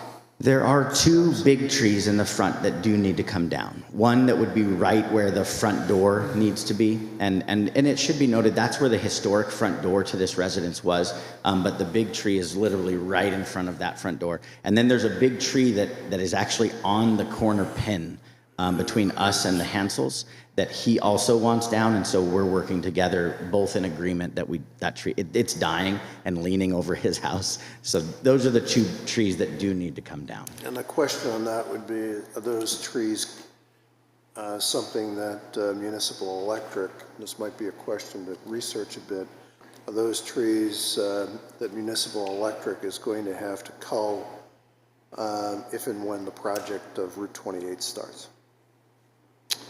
And there is an actual presentation done by the municipal electric department as to where they would be culling trees if this project starts. So it might not be a bad idea just to check on that. So Sure, that might save us some money. We do have a quote of somebody who could do it. On your side of the street, right there, you got guy wires, you got electric service, and there is going to be in my words, there's going to be a take down and replace function of trees. A lot of them, unfortunately. So it might not be a bad idea to check. I appreciate that. And Roger, your comment on the landscaping was just a show on his sketch on his plan, what's there now? If that's what you intend to do, if you're going to get rid of those two trees, say that they're going to be removed. I'm not looking for an extensive landscaping plan, but it's something we do require, and I'm looking for something that is a statement more than a highly polished. well, and this is a historic main street, and street trees are very important. So if you're taking down two street trees, maybe two new trees, maybe not on the corner pins, would be in order. And, mind the guide wires. Absolutely. Don't want to mess with the electrical lines. Don't mess with the electric.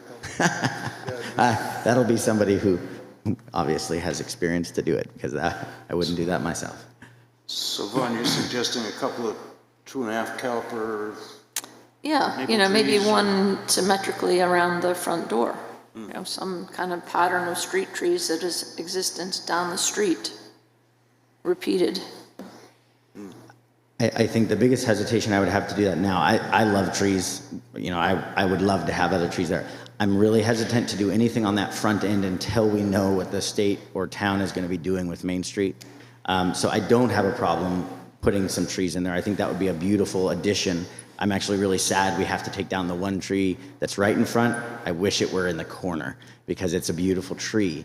But I am hesitant to plant something like that when I have no idea what it may have to move again when the state or town. Well, maybe it favors the direction toward the building and not favors the street.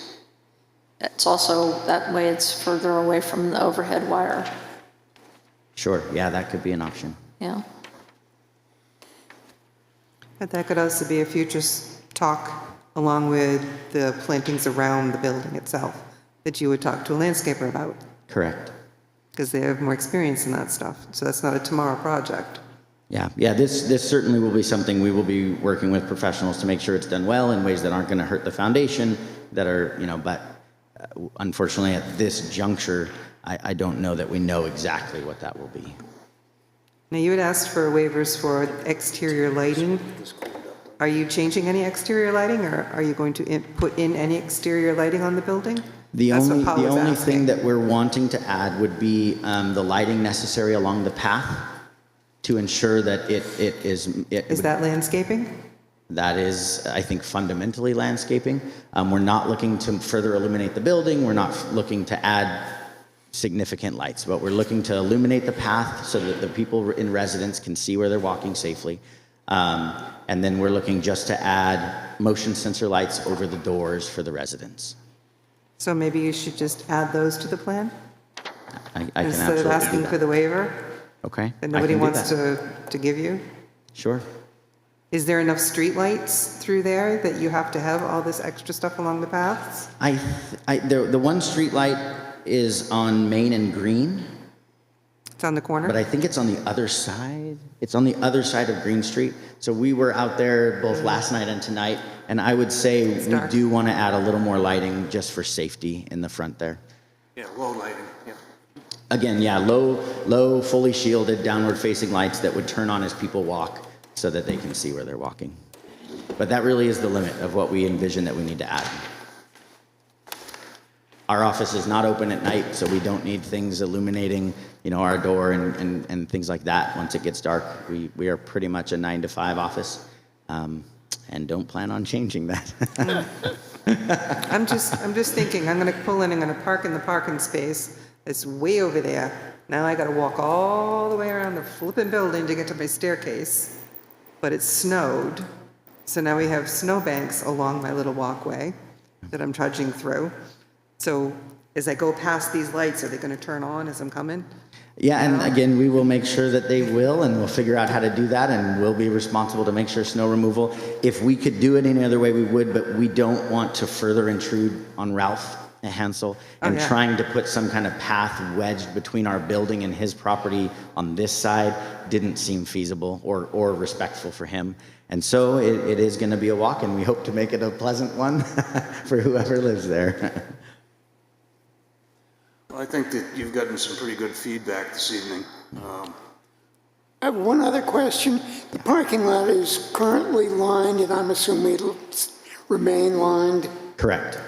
The one thing we want to add is essentially what we've drawn on the map there is a van accessible commercial ADA spot. And so that would occupy what is currently right now 3 spots become the 2, spot 8 and 9 on the map. Mm-hmm. And that you can show on the calculations when we add those. So getting back to my point about the feedback, I think given the modifications and the waivers and the updating on the plans that we should continue this hearing to clean it up. Is it possible to continue it to, I know you had mentioned previously on November 18th, and so we can scramble to get as much of this all together and then resubmit it so that we could do it on November 18th? I think that's possible. Yeah. I would think as long as we can get it far enough in advance. I will work as diligently as I am able to get all of those things incorporated. Well, what would we suggest, how much time do we need? Maybe the Thursday before that date? What have we got on the 18th? On the day of the meeting, did you say? On the agenda for the 18th, I don't have that with me. You have Applewood, you just moved that there to the earlier case, and you most likely have zoning. Do you think Wilcox or Hanson will be coming in? I don't know, he was looking at this, he said December, I think, in his email. So he's in December? Yeah, so I think that date would work. Okay, and so just to make sure, what date do you want to make sure I have all of that to you by? 4 days prior, so that's the 10th. So that needs to be submitted by November 10th. Very good. I will make sure it is. If you can have it digitally, we can just send it right out to them and then... And best just to email Bill with all of those digital He gets it at the updates. office. One other question about the dumpster, I believe is what we're not calling it. Do we need that on the plan as well? Because that was a waiver asked for. Yes. Yeah, because they wanted a waiver, and I was not in favor of a What are we waiver. calling a solid waste disposal facility, which that's not what that is. So I think we should at some point change that to something else so we know what that says. Yeah, so I guess Does that I was mean unclear as dumpster? what that meant. If that's just where we're gonna put a garbage, like a dumpster or something, I can easily add that. Or are to they the going to plan. have roll-offs and they're going to put them up next to the building? I mean, are you gonna be producing a dumpster worth of trash? Our plan was just to have, like we have at our house for the residences, like a thing with wheels. That's all we could get, yeah. And so that's all our plan is for trash. And then for our office, we just take it to the dump. And so we don't have exterior or a plan for exterior trash. So the only thing we You don't thought, think any trash will ever be stored outside? I guess don't, what I'm saying is, I don't think so, other than for the residences to have like one of those roll-away things that they would put their trash in, and then we would be responsible to remove it. So I'm happy to put where we put those, I guess, or maybe. But I guess, as I envisioned it, that seemed like in a larger scale development or something where you need to have a plan for specific storage and disposal, which is why I asked for the waiver. I didn't think that was applicable here. what I'm looking for would be someplace where trash cans could be stored. If that you think is the volume of your trash. And Okay, I'm happy to add that to a I plan. was never able to generate that much trash out of my office Yeah, we don't until generate a I lot. moved out and found it was all under the eaves. So maybe it's a pair of 30-gallon. Sure, yeah, I can absolutely add that. And then one more thing about just the numbering of the parking lot. Are you superstitious? No. There's no 13. Total oversight on my part. So yes, that should be commercial Maybe we should 13 at the recount. top. That's funny. Good catch, Vaughn. That's funny. Okay, then I'll, Can I ask one other clarifying question? Because two of the waivers dealt with outdoor lighting. Number 13, the waiver for the plan for outdoor lighting, I understand, and I will add that. But the other one was location and type of lighting for outdoor activities. And so I assumed that was like if this was going to be a property where there were going to be some kind of night outdoor activities. There aren't. It's two residences and then our office. And so is that one I can leave as a waiver because we're not planning to do outdoor lighting at all for outdoor activities? I sort of look at that as what outside lighting is going to be, and maybe it's Okay. taken care of, but Okay. no, I didn't think you were going to be playing volleyball in the parking lot. No, there will not be lighting for activities such as that. Okay, so just if I add the lighting plan, that will be sufficient for both of those. Okay, thank you. But then I don't think you're asking for a waiver because I think you're supplying the information. Okay, understood. Anything okay, further? so before we continue this, I should probably open it for public. Well, no, we haven't accepted the plans. Oh, we haven't accepted, okay. We just chewed it up, that's all. All right, so Philip, can you just clarify exactly what you're going to get to us by the 10th? And do you think that's enough time realistically to get us all the information? I do, assuming it's, what my understanding is that I can essentially work to add those things to the plan myself, ensure that I clarify that the sources of the information that I have used, add the lighting, add a general kind of rough idea of landscaping, the trees that we're seeking to remove. But if those are if that's what it is, and it's just me doing that and then working with somebody who has the technical experience to put it into a plan, I do believe that's possible. Okay.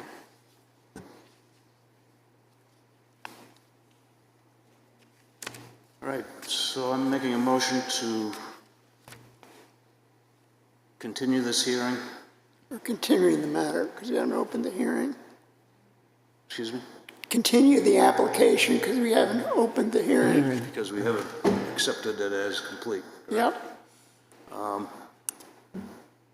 To December 14th. No. November. November 18th. November, how about November Thinking about 18th? Christmas, I guess. Tired. November 14th with the snow. November 18th. 18th. 4 plus 14. Must be getting late. November 18th. So the meeting is November 18th, is that correct? Yep. Correct. And your submittal will be delivered to us 4 days prior. Okay, so November 14th Yes. is sufficient? Yes. Okay, Thank you. thank you. Do I hear a second on that? Yep. All in favor? Aye. Any opposed? Thank you. Okay. Anything under communications or miscellaneous, or anything you want to go over, Bill?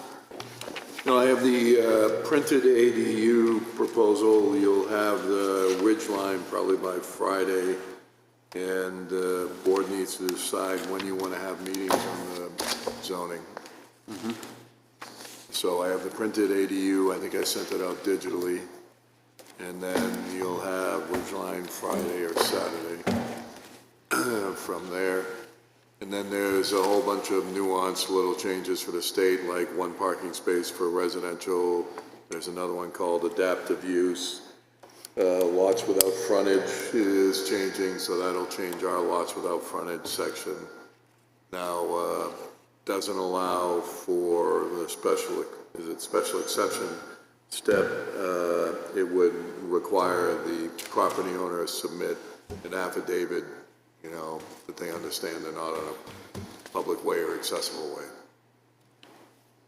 Bill, did you incorporate the detached ADU stuff that we had done up with the ADU thing that you've done now? Yeah, so what you have is, what you'll have in a handout, what I emailed is your existing ADU ordinance, the amendment, clean copy, amendment, track changes, and then the actual ADU guidance from the state. So, Because I didn't see in that anywhere where we had the 20 feet from this building to the next building, and that we'd No, like the entrance to be like not facing the street if at all possible.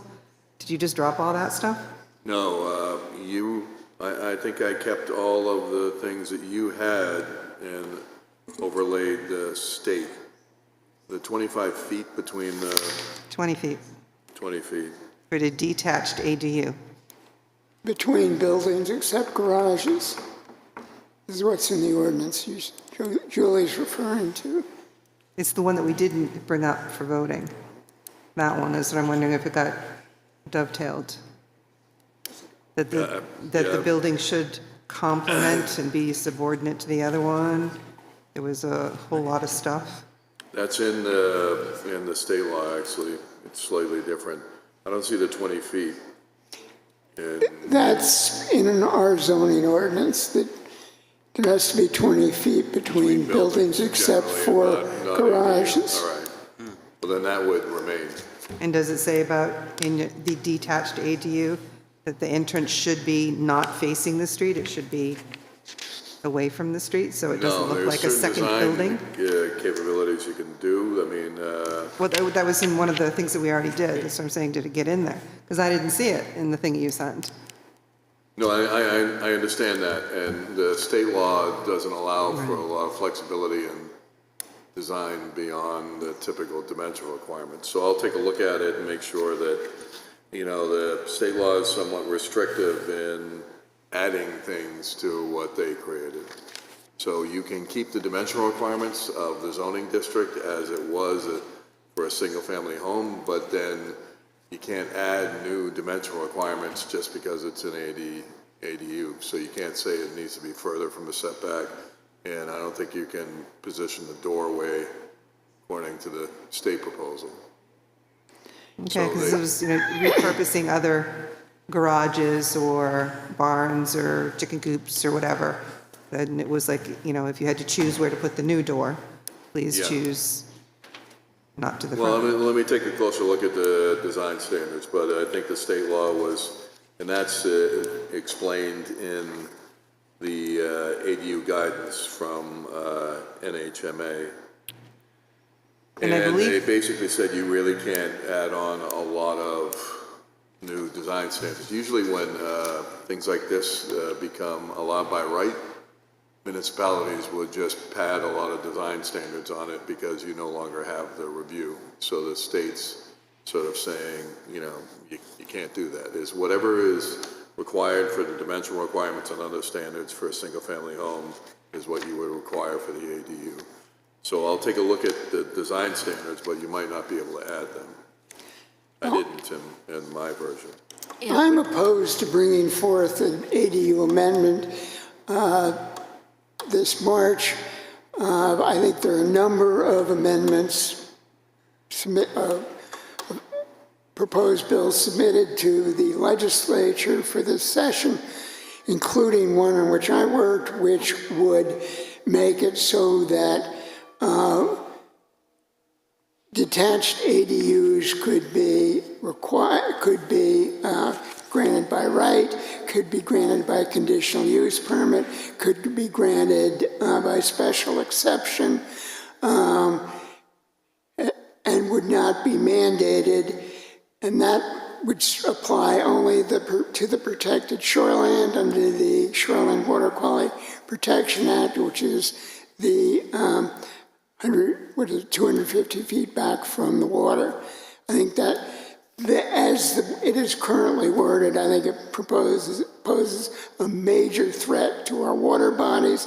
There's a provision in there that lets you convert any existing structure into an ADU, doesn't matter where it is. And I have relatives who have garages, the back end of which is in a wetland, and this would allow them to turn them into ADUs. Happily, they would never do that, but I think it poses a real threat, and my concern is that if we move forward with something based on the current law, if it changed, it would be more difficult for us to move back, and I think that it really proposes a real threat in terms of the shorefront, the protected shoreland.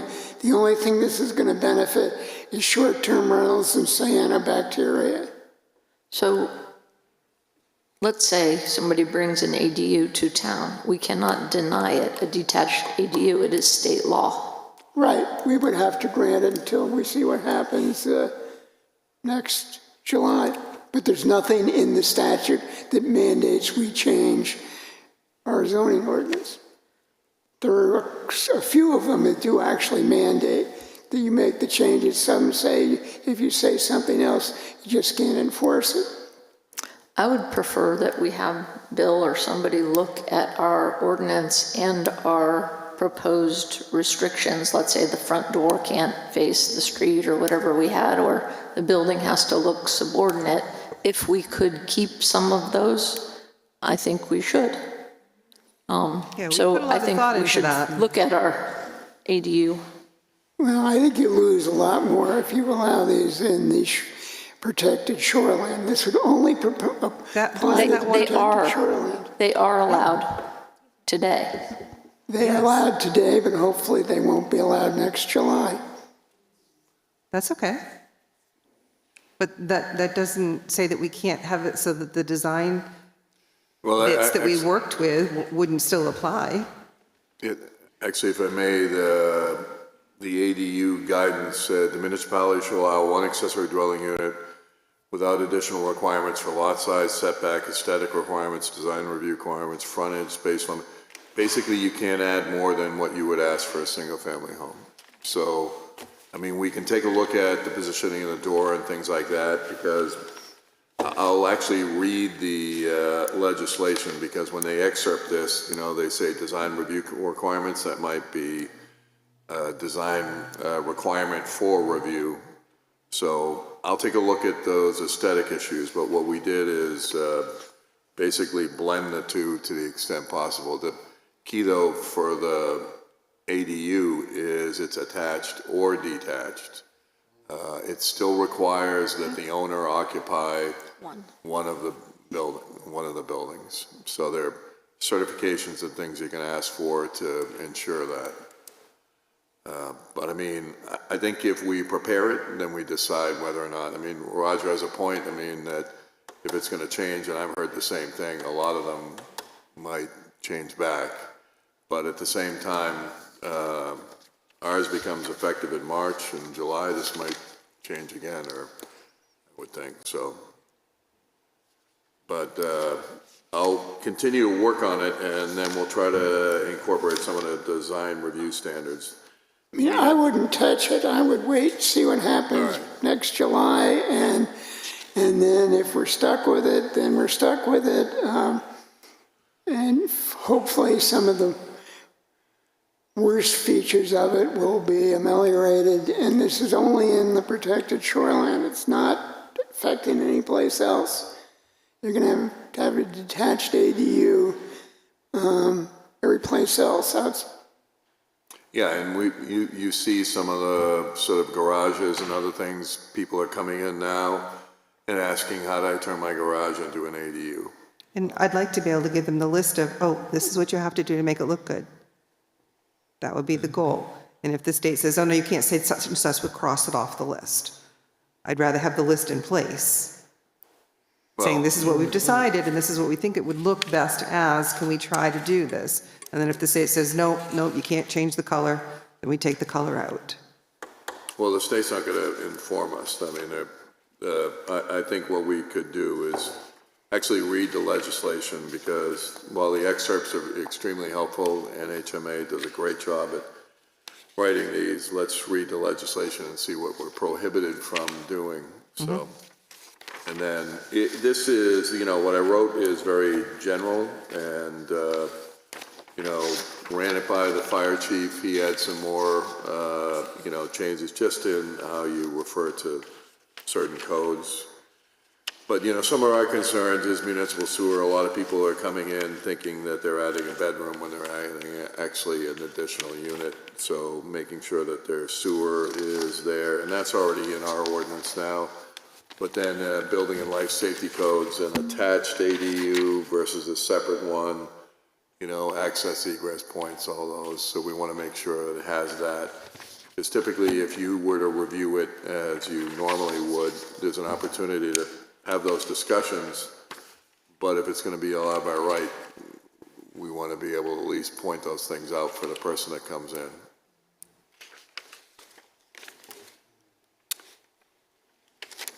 One other thing that I read that was passed and signed into law is the ability to have a house on a Class 6 road.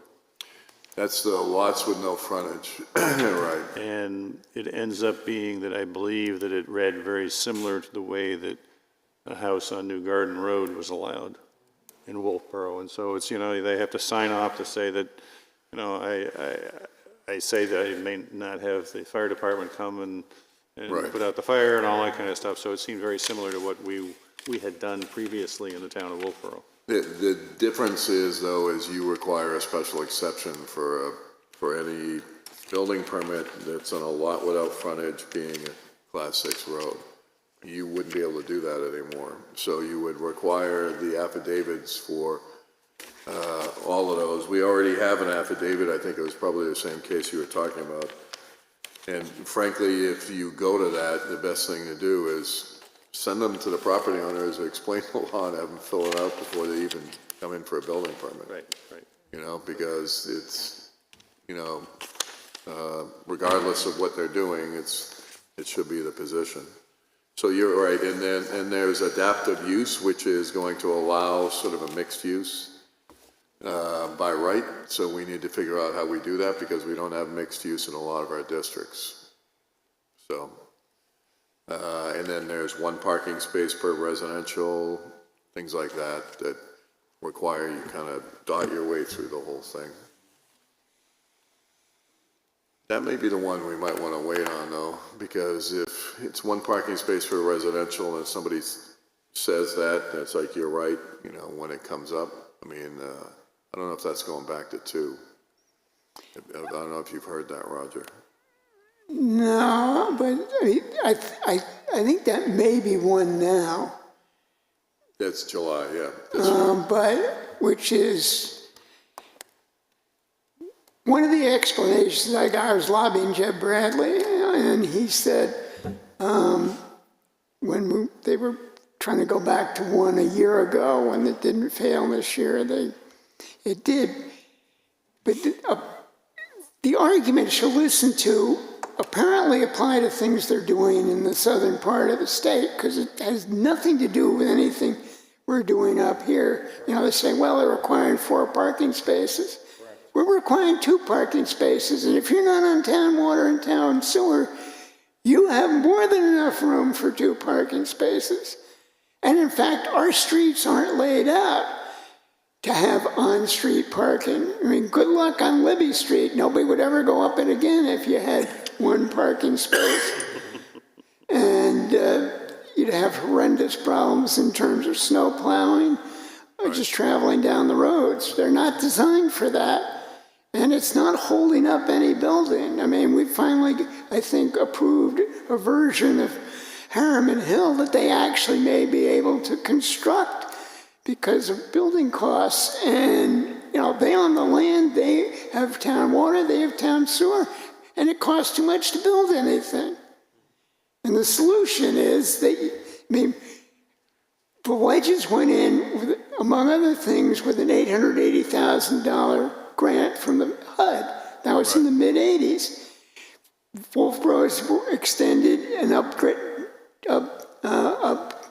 its sewer with state money, and none of that money's available. So we're out there hoping people plunk ADUs in their backyard and live to regret it. I think LSR's legislative service request window for the 26 legislative session, I was just checking on that thing.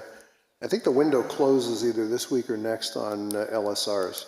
So if there's something that is in the offing, we might know about it soon, because they have to get it. They have to get in the queue. Well, the one I talked about is in there. John McDonald is one of the sponsors, and I've seen the draft bill. Yeah, so if, you know, that was one among, there may be others. My point is, in the next couple of weeks, if I understand how this all works, you can, one can just go on the government website and look for legislative service request keyword search on things, so that we may get a heads up of what's coming down the pike. Good information. You have anything else, Bill? No. Yeah, print a copy of the ADU, and then we'll have the ridge line. One of the issues with the ridge line is it's very difficult to figure out how you create the overlay district. So there's one way that I learned from another town. They basically pick an area, and then they name the parcels in a list. So these are the parcels that are in that district, because ridgeline in some of these ordinances is not precise. It's the area above the 800 topo line for a distance. It's, you know, amorphous. So if the board can take a look at what are the facing sort of ridge lines that you want to cover, then we take a look at the assessor's map and say, where are those lots within the context of that elevation? And then you pick, a lot of times you'd see overlay districts with a description of the district by virtue of these lots. So we basically name the ridge lines that, based on their USGS designation name, and then you name the parcels that are considered for that ridge line. Well, we could start with the view shed areas that I think have already been listed on prior master plans, and say those are special. Can we also make sure that the logging bit gets tied in? Because across from me, it was just logged out one day, which had nothing to do with building or anything. They just logged it. So there are no more 100-foot pines. There's a bunch of oaks left, and there's a really big gaping hole, but it's all gone because they logged it with different rules.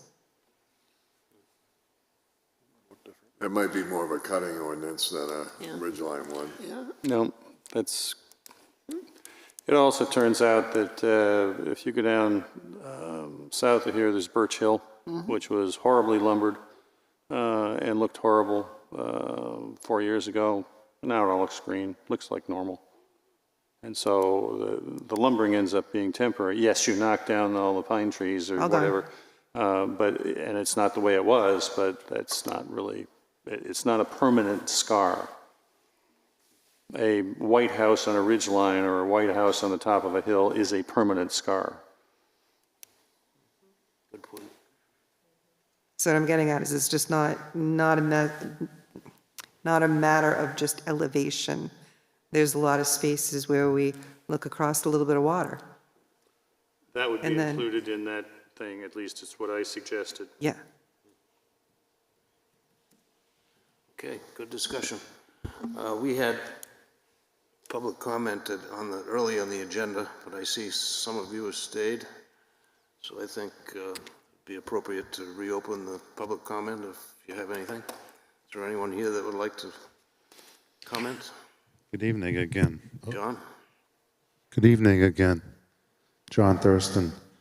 You listened to a site plan review tonight about a person doing something great for our community, Mr. Marbury and his brother. We also listened to Peter Cooperdock a couple months ago to try to build a couple houses on 2 different lots. When Mr. Cooperdock came to the presentation, we asked him to do a survey. Tonight, Mr. Marbury came to the presentation and he asked for to not do the survey. I kind of question how you can determine whether or not you're going to ask for one applicant to do a survey and you're not going to be consistent to ask all applicants to do a survey. No matter if it's a square place or it's got a cut corner to it, by their own admission, this particular place that Mr. Marbury was talking about had no survey on record. And how could you have a planning department with a plan for the future that doesn't have a survey on it? I think the board should take a stance and say all applications that are going to come through this board should require a survey. It's not a big hurdle. It's not really expensive, but I do think it should be required. Yeah, I understand your point, John, but this is an existing structure, change of use. If I may, the Cooperdock case was a special use permit. This is a site plan. Site plan allows you for a waiver. It doesn't look like the special use permit allows you to waive the requirements, and it's right up front in a special use. In a special use permit, it's a function, the survey is a function of proximity wetlands and other features that you need to lock in space. Site plan, it's all building that exists, so there's no real sort of need to fix those in space, as it were. So they're 2 different permits, site plan 173, and then I just lost the E-code. The other one was a special use permit. So the special use permit that you saw tonight for Applewood, that was surveyed. We also, when we have large parcels, or let's say they have 60 acres and they subdivide off 5, we ordinarily do not require them to survey the whole parcel because that would be a big expense. So in history, we haven't required the large pieces to survey the whole boundary. I hate to grant waivers, but my thinking on this was it's a fully developed lot. He's not, except for a staircase and the entrance out front, he's not changing anything. If he were tearing down that building and putting up a new one, I would want a survey. It's just the lot was fully developed, and in Peter Cooperdock's case, those were undeveloped lots. That's just my thinking. All right, thank you. Thank you, John. Thank you.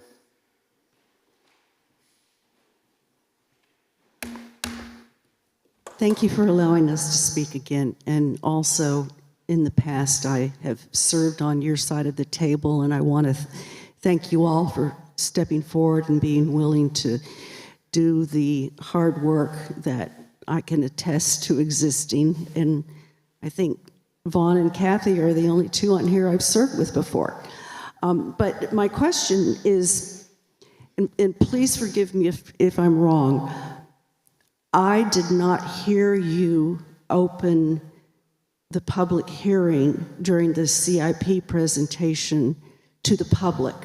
I know that you asked if members of the board had questions for Mr. Pinio, and I was waiting patiently, but I never heard you ask if the public did. And if you did and I just missed it, I apologize. But if you didn't, I do have a question, and I'm disappointed that Mr. Pinio isn't here to answer it.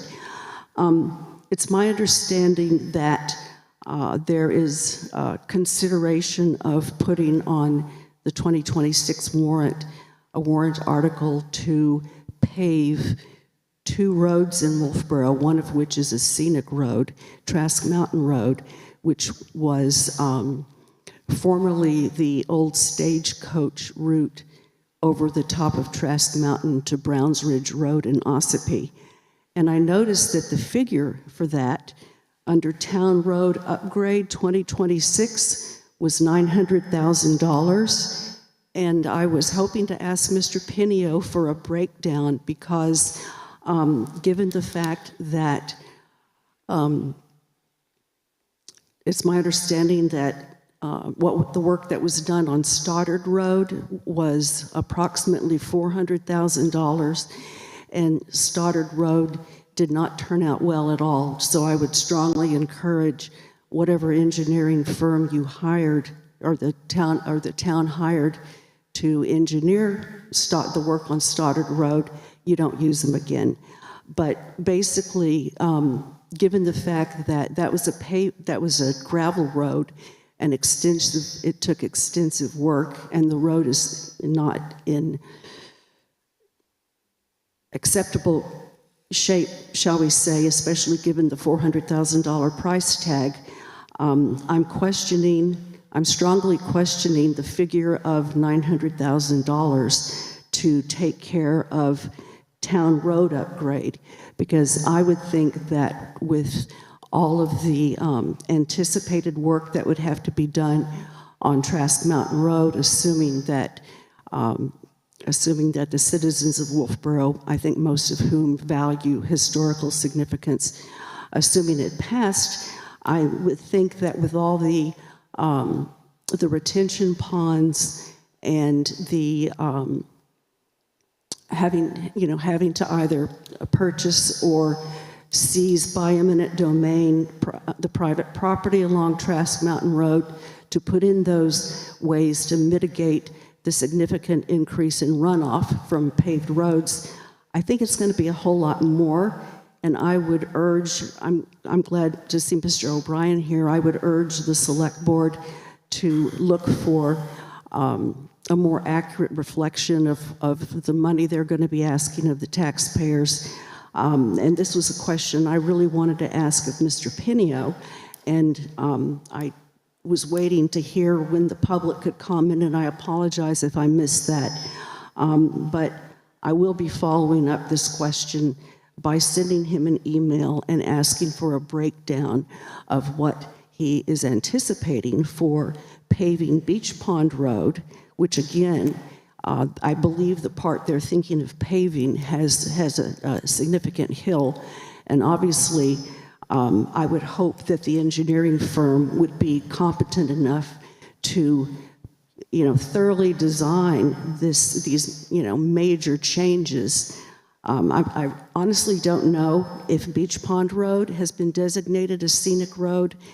I think the town clerk has a list of all of them, but because Trask Mountain Road has been determined a scenic road, and because of its historic significance, I'm very much hoping that the Director of Public Works, who is on record stating that if he had his druthers, he would pave every gravel road in Wolfeboro, I'm very much hoping that we can get an accurate estimation of what the actual cost would be. Thank you.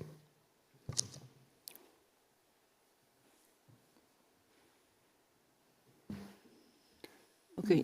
Do realize that the CIP is capital improvements over a period of 10 years. And I believe that what you're talking about is specifically related to what the select board is dealing with and how they're working with it. And, you know, you're talking about things which are now rather than 10 years from now. My understanding of the presentation tonight was that under, I think the line item was town road upgrades. It was specifically for 2026. And so I have learned that the Board of Selectmen is considering putting on the town warrant a request of the citizens to approve X amount of funding for these road upgrades, and No, what I saw up there was 2026. The capital improvements is for 2026 to 2035. And so what you're talking about is something which you could obviously deal with at a select board hearing? I wasn't sure because there was a hearing tonight that was discussing the capital improvement plan. That's correct. But And this I is, was, it is a capital improvements program for a period of 10 years. oh, so the 900,000 is Right. supposed to last over 10 years? May I, please? No, there's an implementation date. I'm sorry, I'm Right. confused. No, that's okay. It's okay. If I could, you're both right. So what was presented tonight, I believe by Jim Pinio, was the 2026 through 2035 CIP plan. Kind of a long view of what's in the wagon. Some of the items you see in this document may never see the light of day, but they're out there as placeholders in the future. You are correct that we are going to be reviewing warrant articles, and one of the warrant articles, among other things, is going to be things related to the ambulance service business, but to your interest, the overall road program for 2026. And the number that's in there, I haven't seen the actual warrant. I haven't seen the detail yet. We're going to be doing that in the next, I think we're doing that tomorrow night. What's you want to know the bill of materials, which roads, when, how, and that will be in that $900,000 conversation that we're going to have.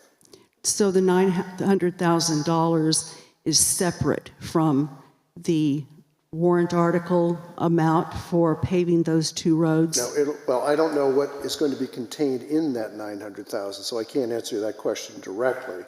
What I do know is that there's two parts to the highway department's budget.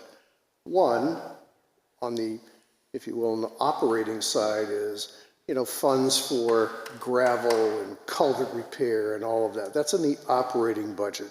And then there's capital, which is road upgrades, road work. Correct. And that piece we haven't chewed on yet, but we're going to be doing that real soon. So that's about all I can tell you in terms of, it's a $900,000 number. And then the detail will be on the website. Yep. Shortly. Oh. We're just finishing this up now, so it'll be short. You'll be able to see 100 pages. Yeah, I'm still trying to figure out the website. It's challenging. Not the same. Thank you. Thank you. Thank you. Mm-hmm. Hey. And Steve, Anyone else? I think we have to deal with the two that were continued until, aren't they going to be continued until December? I'll make a motion that we continue it's Wilcox and Hanson. And Hanson. Till the December 4th. Do I hear a second? Second. All in favor? It is December 4th. It would be the second, December 2nd. December 2nd. December 2nd. December Not 2nd. Second on the vote, second. but the date. Great. No one opposed? Good. Okay, that passes. Thank you. And I'll entertain a motion to adjourn. So moved. So moved. Second? All in favor? Aye. Aye. Aye. Thank you.